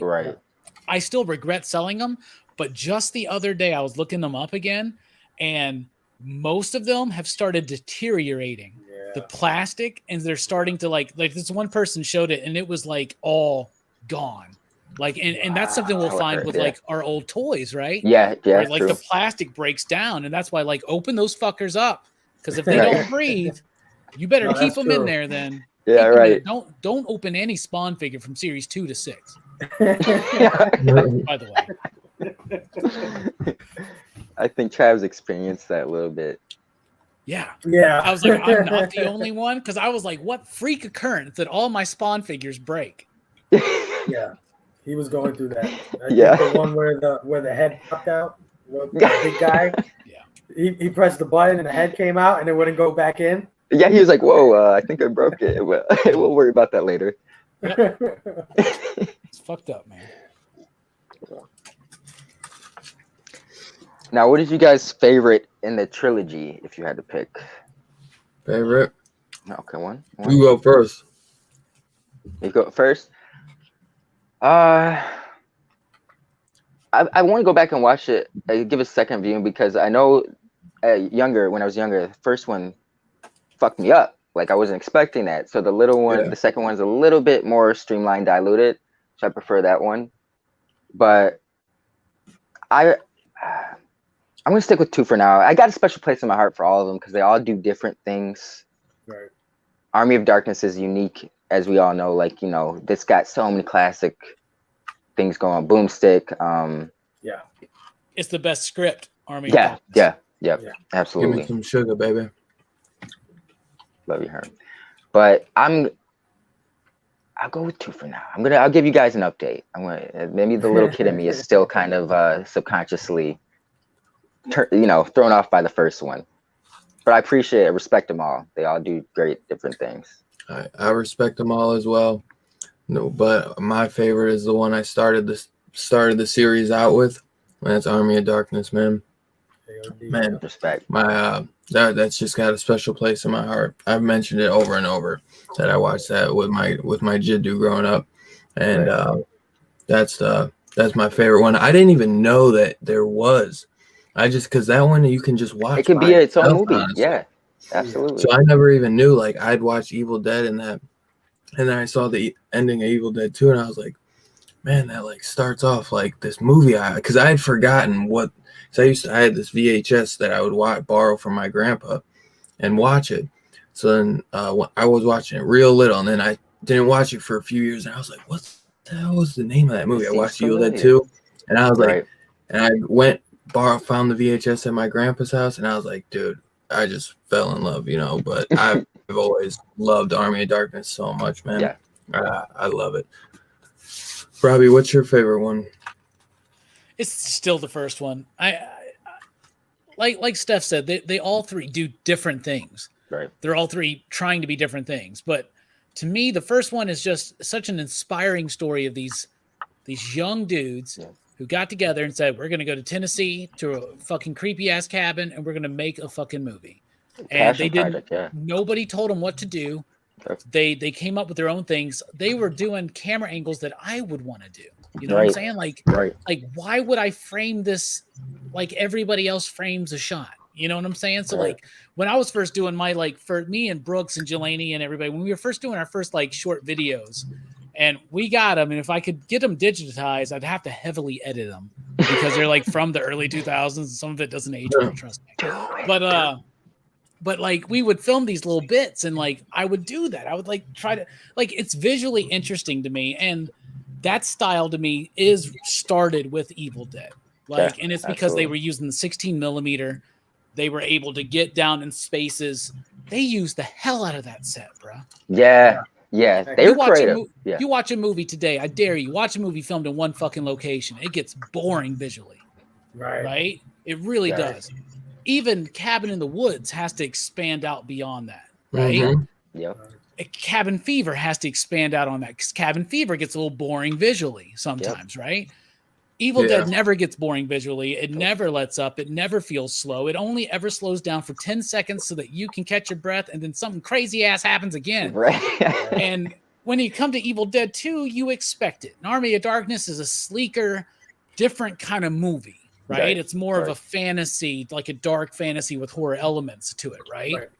And with a tighter script and a much larger budget and more seasoned creators. But with what they did with that first one, I just it will always be, it never gets old. Never. It doesn't. Respect, yeah, Never. I agree. Fable. Oh, Yeah. this is tough. It's super tough. Everything Robbie said about part one should be the reason why I put part one ahead of all of them, because he's right. Everything he's saying is absolutely correct. They made it such an iconic horror movie. I don't know if they knew they were doing that. I mean, they scared children all over the world. That movie was scary, man. I was petrified of that movie for a long time before I watched it again. But that being said, I'm gonna go AOD, Army of Darkness, only because I was so excited to see Army of Darkness. Like I told you, I saw the trailer in the movies. My mom we were both so amped. And when we went and saw it, it was the greatest thing in the movie theaters, man. And, everything that you love about Evil Dead 2 is so refined in this movie, including Campbell's acting. His bits are better. Oh, yeah. I remember Shop Smart, Shop S Smart, and you Neanderthals and Boomstick, and we call that pillow talk, and you know what I mean. Just all. That's just pillow talk, baby. That starts in 2, right? I love that moment where he's like, "Say, baby, why don't we? I'm a man and you're a woman. At least last I checked." And he's such a badass in part 3. Some of the scenes are just so good, like him jumping up in the pit when they throw him his chainsaw, and he jumps up and it just connects with his hand. Things like that. Right on. It's just so good, man. Good. When the little versions of him, like Gulliver's Travels. London bridges falling down. There's just so much in that movie that I love. And then the evil Ash, Yeah, evil Ash, and man, and it all stems from Evil Dead 2 because he's still possessed. Sure. He's still possessed by him, right? Yeah, absolutely. So I'm gonna say AOD because it's super ambitious. It's super rainy. His movies are all great. I love all his work, but I think AOD is still his crowning achievement. Yeah, bro. That's my all-time favorite that he's ever done. Just the concepts, everything is so grand. When I was watching part 2 today, there's a part where the trees come to life, right? And they start beating the shit out of the house. And I'm like, wow, he had the balls to try to even attempt to make that scene happen, like with no money, the way he had it. And then I started thinking, was like, I got $3.5 million. Holy shit! Right. And then I was thinking in my head, I said, well, God damn it, if that was today, that would be terrifying, right? The trees coming out the floor with, more sleeker looking, more realistic, and taking shots at the house and shit. Like some Lord of the Rings shit right there, man. Yeah. So but yeah, AOD, man, AOD for me, AOD. I respect part 1 though so much. Yeah. They all hit, and they all slap in their ways. If I had to rank them, and I hate to do it, but it would be 1, 3, 2, right? But fair. Just wait. Just when we get to the ratings, you'll see what I'm talking about. All right. Is there anything else any of y'all want to mention before I guess we get to the rating, my man? Is there anything maybe you think the movie's trying to say, Robbie? Well, like I alluded to last night, Brooks hit it on the nail on the head. The whole series, Army of Darkness is different because it's about the brashness of this coward, this failed coward, right? Who goes back in the past and he thinks because they're primitive people that he's bigger than them. But Evil Dead 2 has kind of the same premise as the first one, which is overall what I would say is man versus nature. And the dark side of nature. And we're talking about things like what you would call an act of God, right? Like people used to think tornadoes were literally demons rushing across shit. You know what I'm saying? So like it's kind of that thing, because one of the things I love so much about the first one, and they allude to it here, but then they really start kind of losing it, is that these are ancient spirits that exist in the dark forest and the dark boweries of mankind. Like there's this like primordial where it's like this, it's Lovecraftian, right? Yes. Because it's like this ancient evil, these ancient entities are so older than us, and they're it's very Lovecraftian. So that starts losing it, and it just starts becoming possession movies, right? Which are fine. They all have their different levels, but the overall entire thing is about the hubris of man versus nature in all three films. Yep. Since you asked. Thank you. Is there anything you guys want to add to that, or I'm gonna just go with what Robbie said? No, yeah. Unless I think about anything else. But I was gonna say, what was it? Fuck, there was something I was gonna say about Army of Darkness. I can't remember. But quick questions. Ash vs. the Evil Dead. I've seen parts of the first episode. Is this like 3 seasons? Is it a reimagining of Ash? Nah, it's supposed to be a continuation. What Robbie made it seem like is it's a continuation of Evil Dead 2, and they kind of don't consider Army of Darkness canon, which is actually, I was gonna say, the Army of Darkness Ash is like the one you get in fucking like the more big shot. You know what I'm saying? Like cocky as fuck, like Airhead. Dude, that's Universal owns Army of Darkness. So what I learned on Oliver's retrospective was apparently, and I haven't seen it, right? I haven't watched the Ash versus the Evil Dead show, but apparently they don't ever reference Army of Darkness as being canon because they don't own the rights. And it was the same reason why when they started Evil Dead 2, they didn't have the rights to the footage for 1, so they just kind of they're all 3 right. It's so weird because it's a trilogy, but they're all 3 standalone films. Yeah. I would say absolutely. Yeah. It's so weird. So weird that's done. So do you guys have anything to add to the theme? Like what's the movie about to y'all? I mean, it's the same thing that a movie like Alien or a movie like 2001, that you're messing with things that you just are not understanding. Like you think you can understand them, but they're so much deeper than your brain could imagine. You know, them finding this book or whatever, Kandar or whatever it was that he found the book, and trying to translate it. The shit is written in blood, made out of human skin, you idiot. Like, what are you doing? Right. You know what I mean? And he's like, it's okay. I'll just translate these pages for science and all of that. I'll tell you what, man. Fable, you're probably right there with me. If you ever hit a recording, if we found a tape, if the 3 of us were in a cabin in the woods in Tennessee, which I'm close to Tennessee, trust me, it's scary. It's scary down here in Alabama, right? So, like, if we're in a cabin in the woods and we find this fucking old school tape and it's like, this is an ancient book of the dead, it will resurrect demons. Here are the literal translations. I'd be like, stop the fucking tape. Burn it.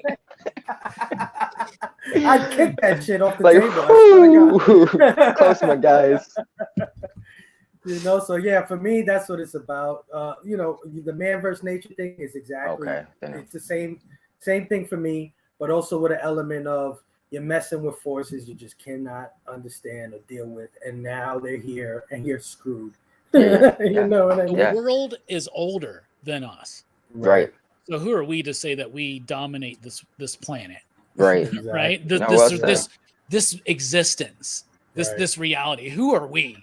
You know, because at any moment, your chick will get possessed by a demon, get penciled in the ankle, get cut off her head.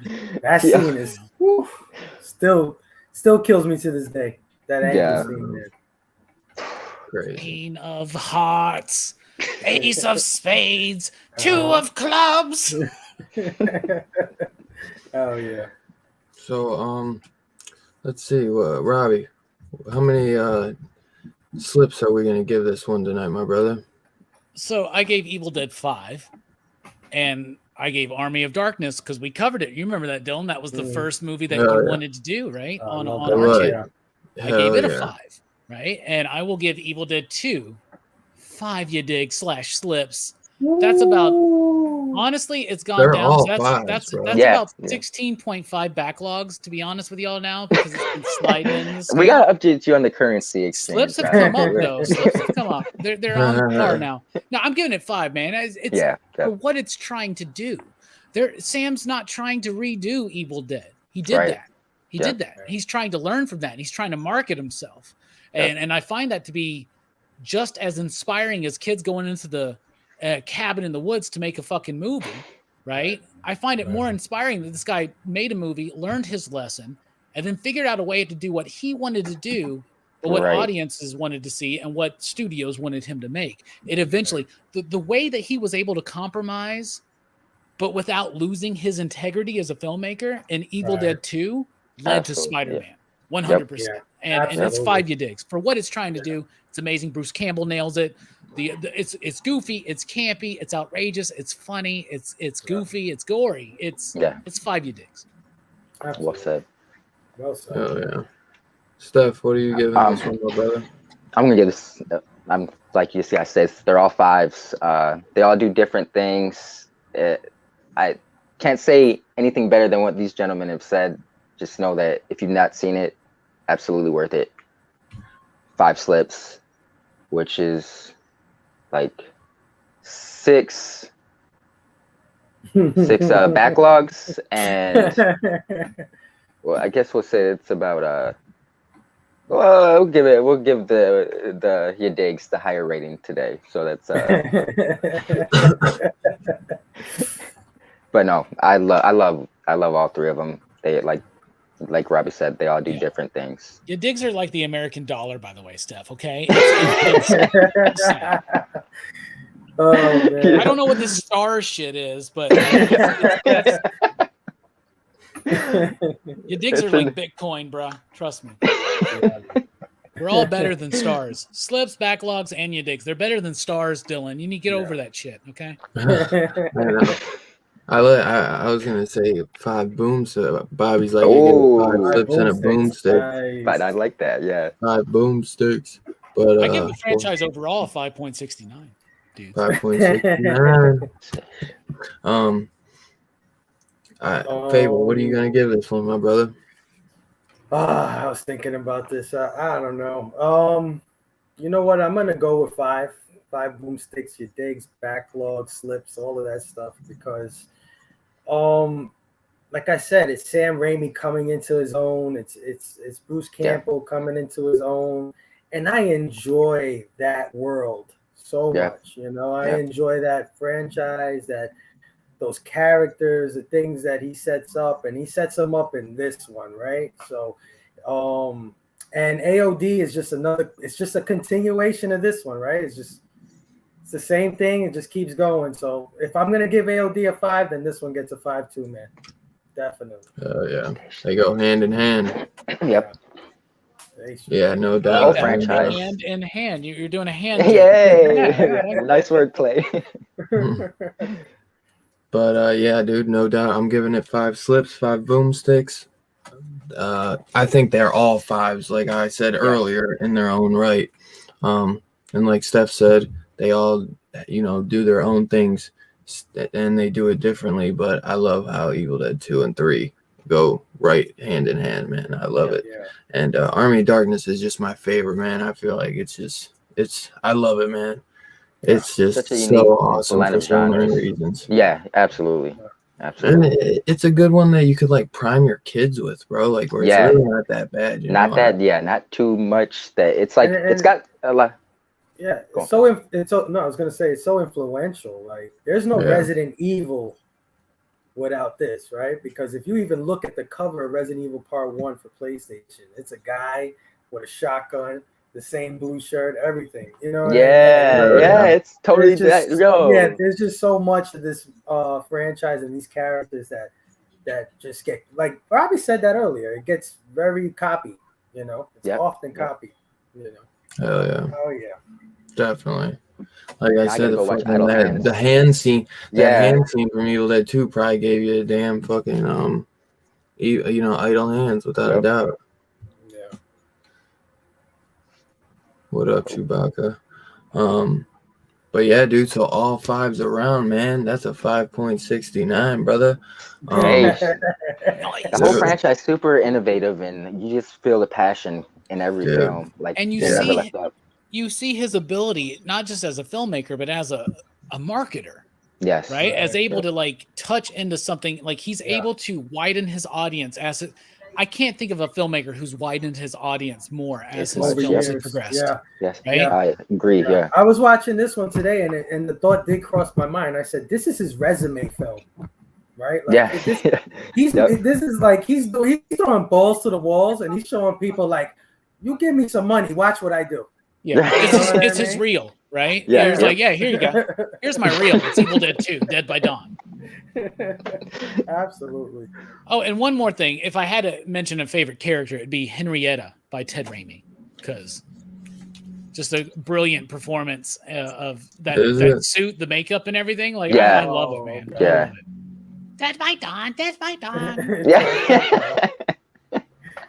They're just egging him on the whole time. My favorite character is the laughing moose. That thing, I love that thing. That is the best moment too, because you're right, man. Where he just starts he starts moving with the lamp, and they're all like laugh, and then he just goes fucking crazy. Because Ash is like, I'm fucking done, losing bro. The shit. Yeah. They just broke him. It wasn't Linda. It was the goddamn fucking deer head or whatever, fucking yelling at him and laughing. No, and again, the sound effects, right? We always talk about the sound effects. The way the sound effects played into that, I was like, clack, clack, clack, clack. How about the scene where it's like it's doing that weird pan and zoom scan thing, and then you hear the sound effects and the wood creaking. Yeah. You know, it's and they do that again in the windmill scene in Army of Darkness. He just repeats his bits. The bits are there. It makes him better. He just does what we do at PCP. Let's just be honest. Repetition, like. Yeah, it's like, okay, do it. Rule of 3? No, keep fucking saying it. Keep doing it. Yeah. Keep doing it. Absolutely. More is more. Yeah. Right.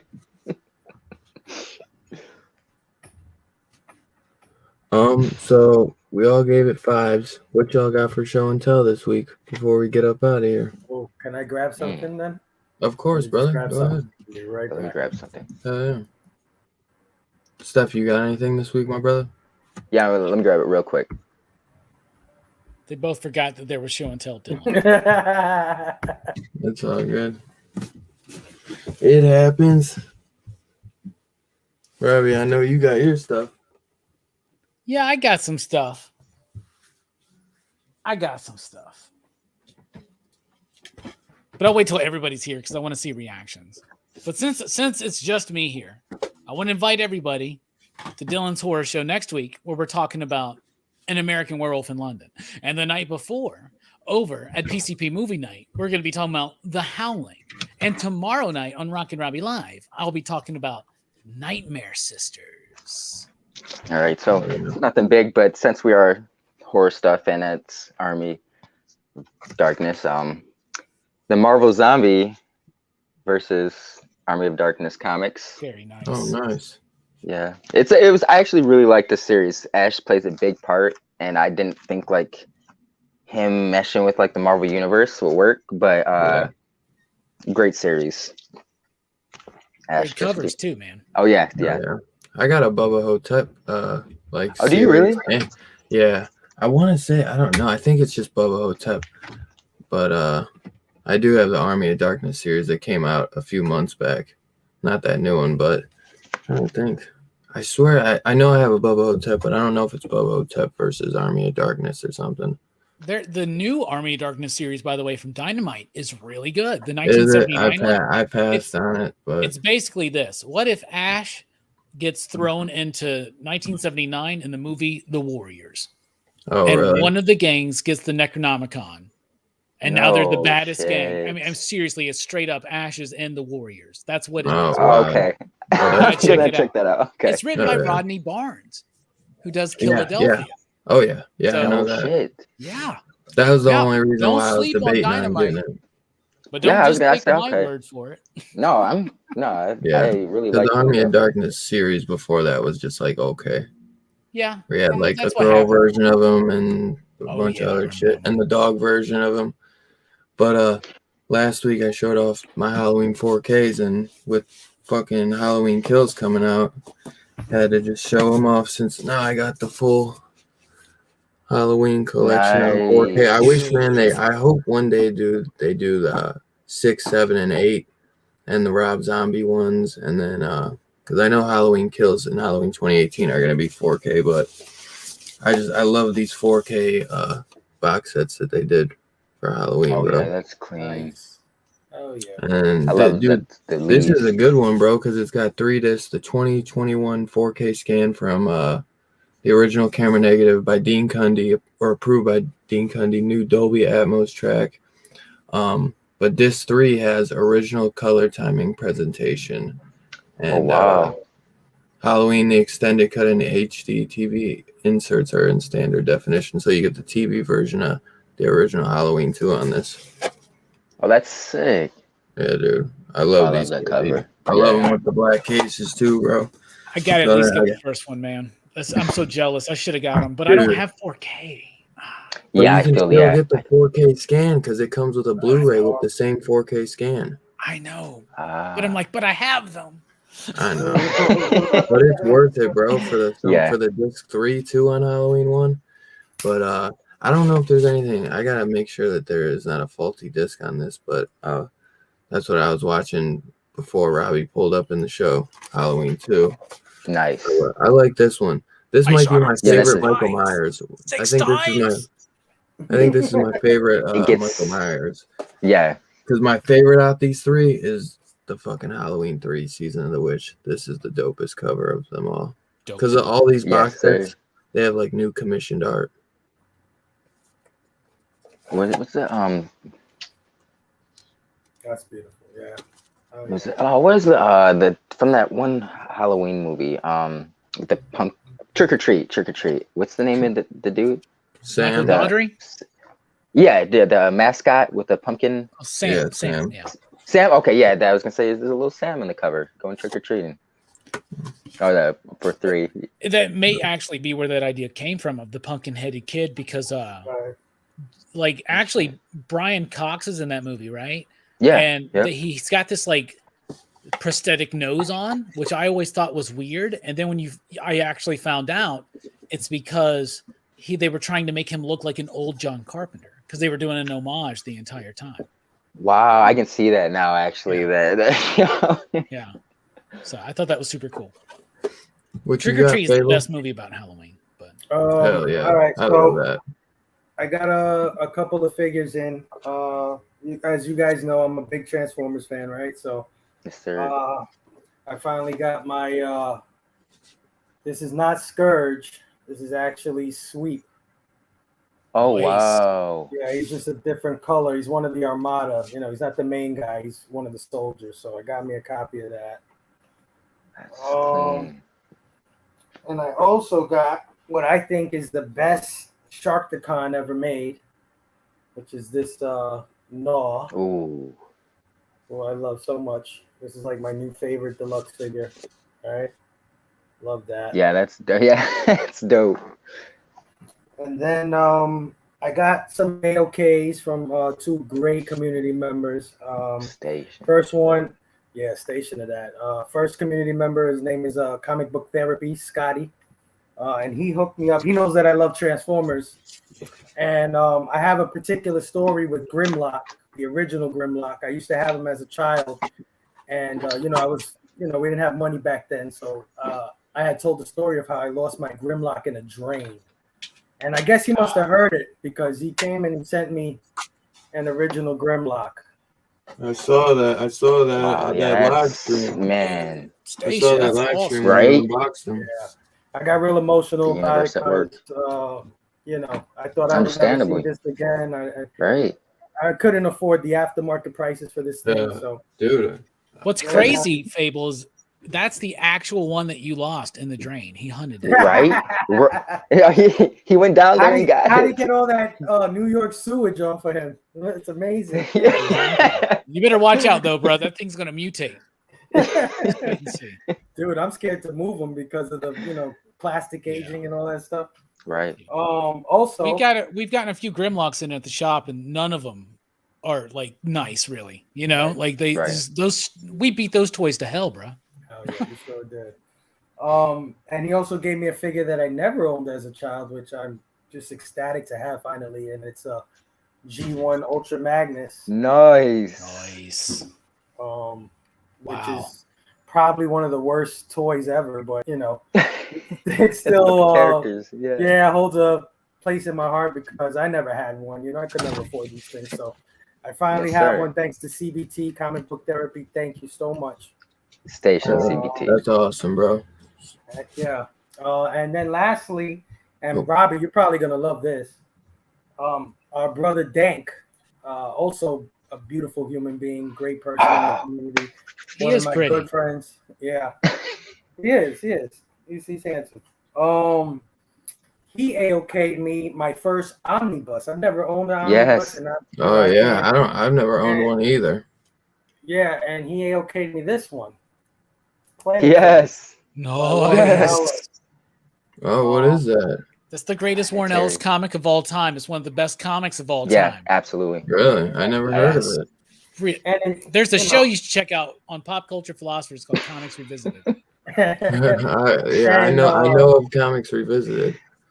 In true dank fashion, he didn't stop there, right? I mean, that was enough. That's just crazy, right? Like, I don't know how much you pay for these things. I hear they go for $100, whatever, even more.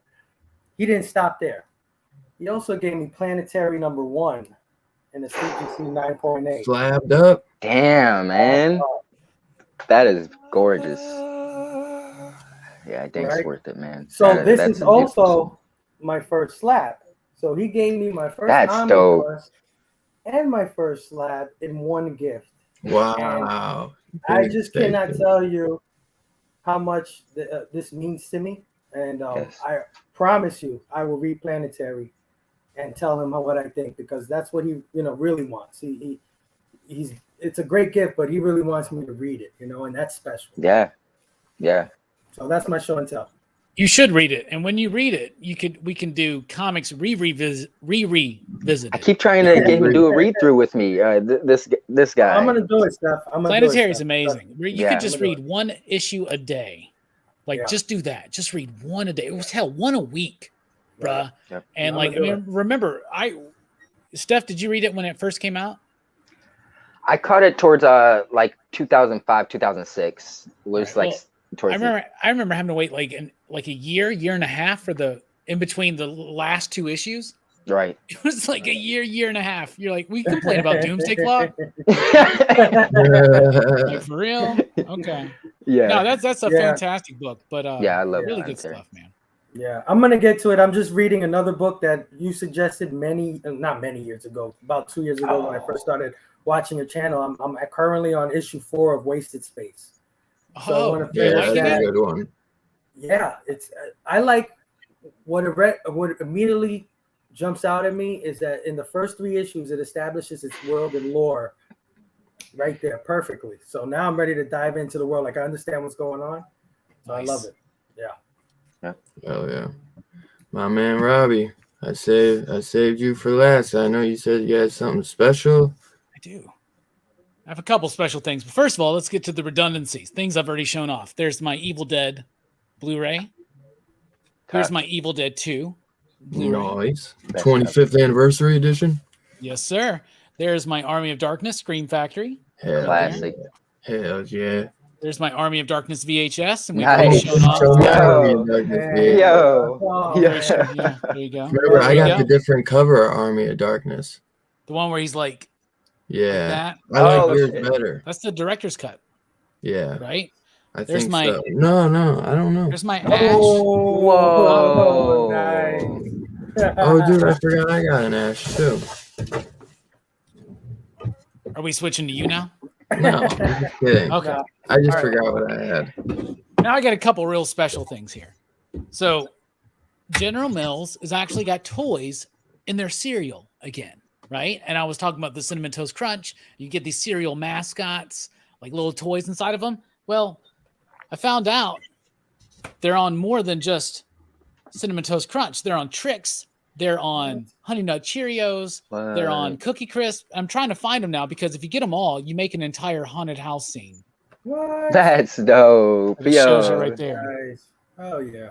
Yeah, see that? But these are these are the possible figures you can get, and the monsters are really hard to get. I already got a Count yeah, Chocula. What's his name said he got Count Chocula? Brooks. Yeah, Brooks got a Count Chocula, and so did I. So I'm going to open this one up, this box of Honey Nut Cheerios. How many boxes did you get? I just got this one box, but tomorrow night on Rockin' Robbie Live, I'm going to open up a box of Cinnamon Toast Crunch. You're missing Frankenberry and Blueberry? That's what I'm saying. How many boxes with possible It seems toys like they would be the did you hardest buy? thing. Well, I only have 2 of them right now, and I have Buzz and I have Count Chocula. Yeah. So let's see what I get here. Seems like Frank and Blueberry would be the hardest to get. Because I know you won't collect them all. Frankenberry, hold on. So Count Chocula is 1 in 10. Blueberry is 1 in 25. And Frankenberry is 1 in 50. Jeez. Damn. Oh, I got the Cookie Crisp. Nice. Dog. I got Chip as a skeleton. Cookie. Oh my goodness. No. Come on, get out of there. Oh, come on. Yeah. And it's in another wrap. This is cool. All right, so I got 3 out of 9.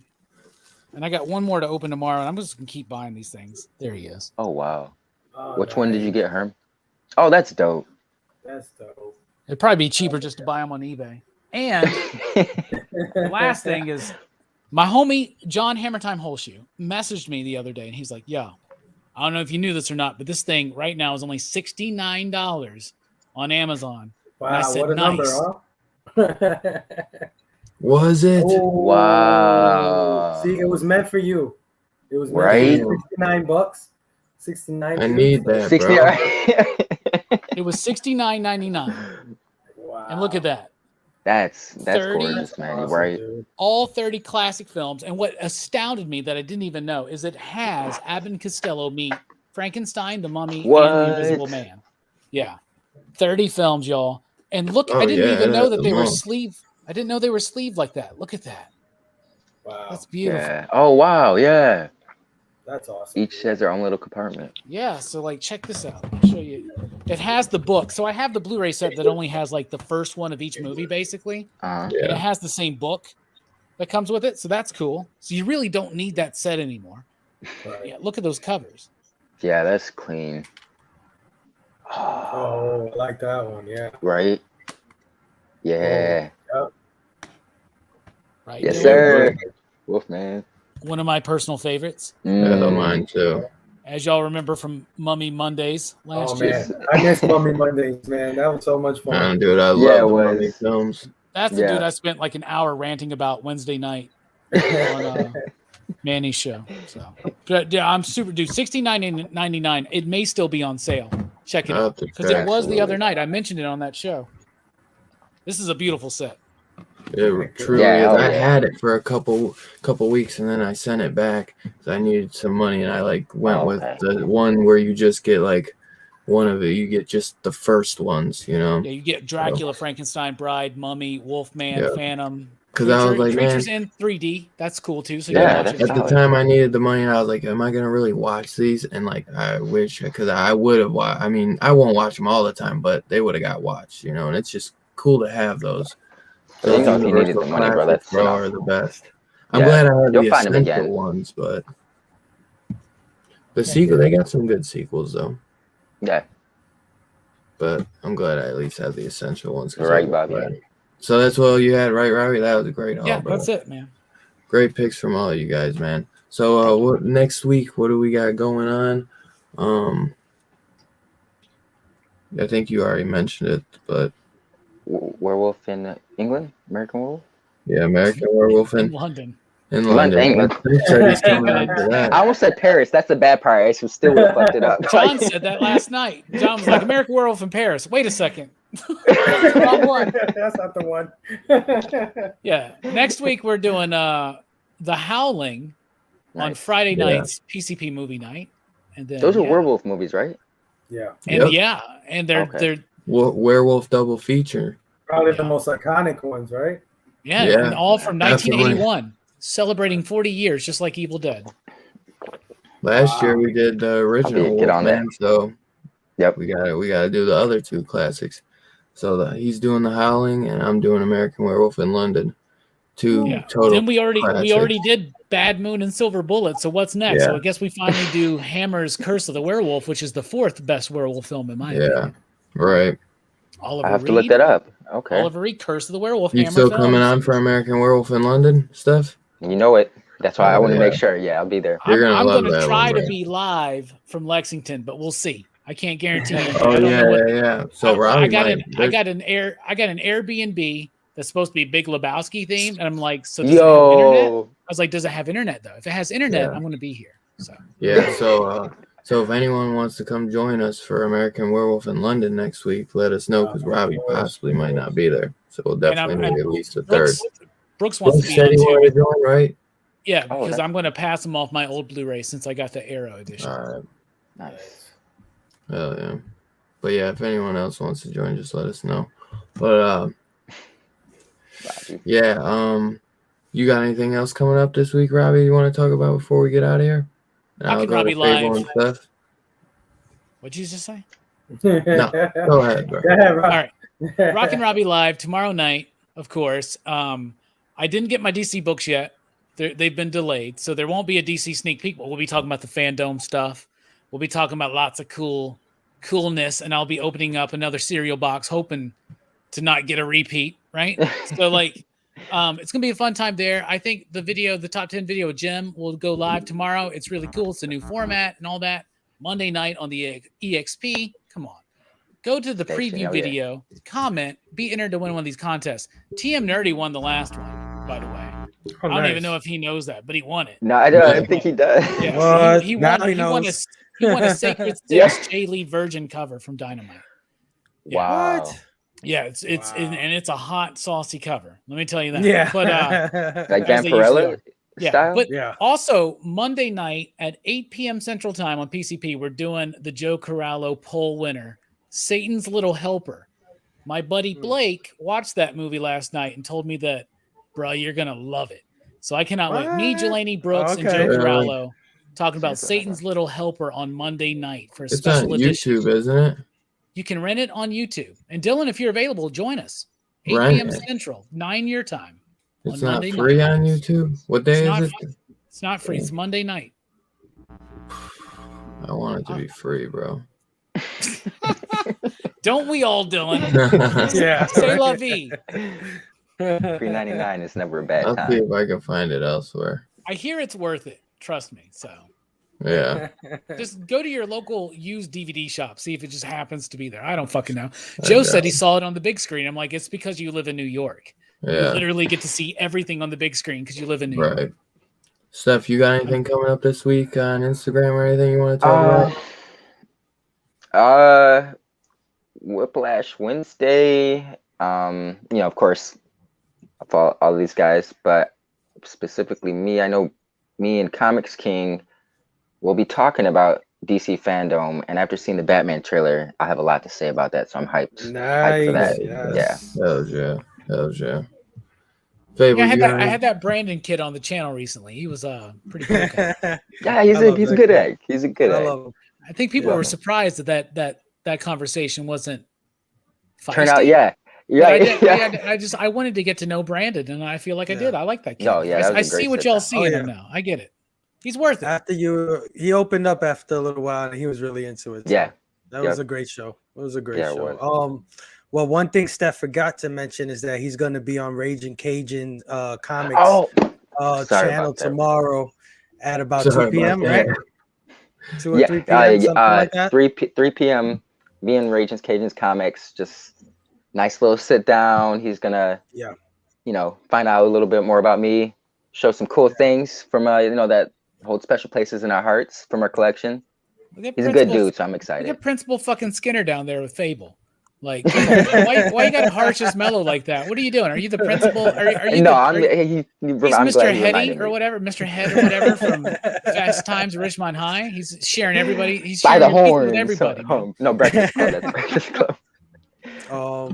Raging Cajun's an awesome dude. He's a small channel, just started out. He's a great guy, man. I was on the show as well. Awesome dude. He goes through people's collections and talks about what significance they have to them. So, you know, Missing Link, he likes to downplay himself, but he has awesome toys. I know he's gonna come and bring something crazy. This guy's too kind. And as far as myself, you know, my show's on hiatus at the moment, but I do plan to come back with a night show with Missing Link and Big Herm. We're just in the beginning stages of planning that out. But tonight, after this show at 11 p.m. Eastern, if you guys are still up, come join us on Spinetix, man. Sith Lordley, he does this big 8 to 9 hour show that's insane. I mean, I don't know if I'm going to be able to stay up the whole 8 or 9 hours. But that starts at 11 o'clock, and he does a great show. He goes over comic books and horror movies, and he does some skits and funny segments. And me, Steph, Big Herm, and TM are going to be on there tonight at 11 p.m. So that's only in like about a half an hour. So come join us if you guys are still up after this. Yeah, thanks, 62. I thought I did. I want to thank recently. 62 too. He just saved me $4 tonight. Yeah. 62 coming through. I really, because like, you know, sometimes when you talk about shit, it ends up popping in your fucking feed here and there. You know what I'm saying? Yep. I feel like fucking I saw it on Prime recently, because then I was like, man, I swear it was on somewhere for free, because I thought Robbie said it was on YouTube for free or something. But good looks on that 62. Hell yeah. I can remember this. Dang, I ain't giving YouTube. Y'all gotta watch Satan's Little Helper, man, because I don't want to be the only one. You know, me and Jelani, I mean, I'm excited though, because my buddy Blake watched it, because he's a fan of the show. He likes watching the show. And he was like, bro, I watched it, and yeah, y'all are going to love it. Isn't Joe coming on too? Yeah, Joe's going to be there. Oh, yeah. That's why it's on a Monday night. It was originally supposed to be the night we did Demons 1 and 2, and Demons 1 and 2 was supposed to be the surprise that we did, but we wound up doing that because Joe Corallo inconveniently playing New York Comic Con the same week. Yeah. We had to change it. Yeah. We didn't do a 9-hour show. We did a 6-hour show, though, for New Year's Eve. Oh, man, that was crazy. Yeah, it was. We did the Teen Dog Hour. That was so awesome. Oh yeah. Yeah, Mike almost passed out in that because he was like wearing the fucking mask and everything. It was weird. Weird bit, man. Where is Mike? In Australia or something by now? I don't know where he is right now. He's somewhere on the road. He's there for another like 2 weeks, I think. So. Oh man, station to Mike, man. Station. Hell yeah. Well, make sure you guys do your homework. The Howling and American Werewolf in London next week, y'all. That's going to be an awesome one. And check out Satan's Little Helper. Watch Nightmare Sisters for tomorrow night, because that's the Linnea Quigley movie that we're spotlighting. And I think that's on Tubi, but I could be wrong. But I think it is too. I watched it for free somewhere at one point, but hell yeah. It's a good one. It's worth it, isn't it, Dylan? Yeah. Watch it alone. Alone. Yes, sir. But yeah, dude, station everyone. Thanks everyone for hanging out. Taki 62, Bobby D, Kirby, Slots, Big Herm, Brother Joe, TM, Chamorro was up in here. Many. Let's see. There's a bunch of people in here tonight. I know John was up in here, Nicholas. John the AI? John Thomas? The AI? Yeah. Dude, there's a bunch of people in here tonight. Cryo Prime. I know John Thomas was in here. Pope Chewbacca. Comics Misexplained. Kevin from Entropy and Comics. John Thomas was here. Mastodon. And then Perry was up in here. Yeah, live from the bathroom. Yeah, station from the bathroom. Check out Perry dropping his. Yeah, I'm trying. I think he might come on maybe some of the next shows. I'm hoping maybe Perry will be on next week. I know he said he wanted to join like all the rest of the shows if he could, but he had something come up this week. Nice. But I'd love to see him join us for Exorcist, man. Yeah, that was one he said he wanted to do. Thank you. Yeah, he'd be fun for that. But station everyone, you guys are all the best. Thank you, Fable, for coming tonight, and Steph, dude, you guys. Thanks for always having me. Really missed hanging out with you guys, bro, and it was great to have both of you. We're making this a regular thing. That's for do it. Let me tell you something. The four of us, I think we just did the best episode of Dylan's Horror Show yet. And I'm going to be honest with you. We have a connection because all four of us were brought into this world of horror movies by our family. So we have this like really close connection with it. That's something we all share, and I think it came across tonight, y'all. I love it. Wow. Station. We be having some fun. Even when me, Steph, and Tim talked about just a couple Stephen King films, man. We had some fun with that. Bro. That was a great one. Robbie was gone, but yeah, bro. I look forward to having you next week, Steph. And Fable, you already know, man. If you did. Maybe we can make it for The Exorcist or something, bro. Make that like a big show. I was actually thinking of that when you. Because I got some words about Exorcist. Yeah, we could get like you, Cerebro. I know is coming. If we could get Perry, maybe if Steph wants to join. It's the finale of Horror Fest. It's on Dylan's Horror Show. It's the last one. It's the finale. So let's make it the biggest one yet. Come on, y'all. I'll be there for sure. Yeah, that'll be a fun one, no doubt. But yeah, man. So make sure you guys do your homework, dude. American Werewolf in London and The Howling. You know. So and Nightmare Sisters by yourself. You know what I'm saying? Yeah, by yourself. And Satan's Little Helper with a friend. In the dark, all alone. It's a saucy movie. That's what I'm hearing. No, I've seen it before. But stationary, y'all, and y'all have a good night. Great rest of your weekend, and we'll see you guys next time. Peace out. Absolutely.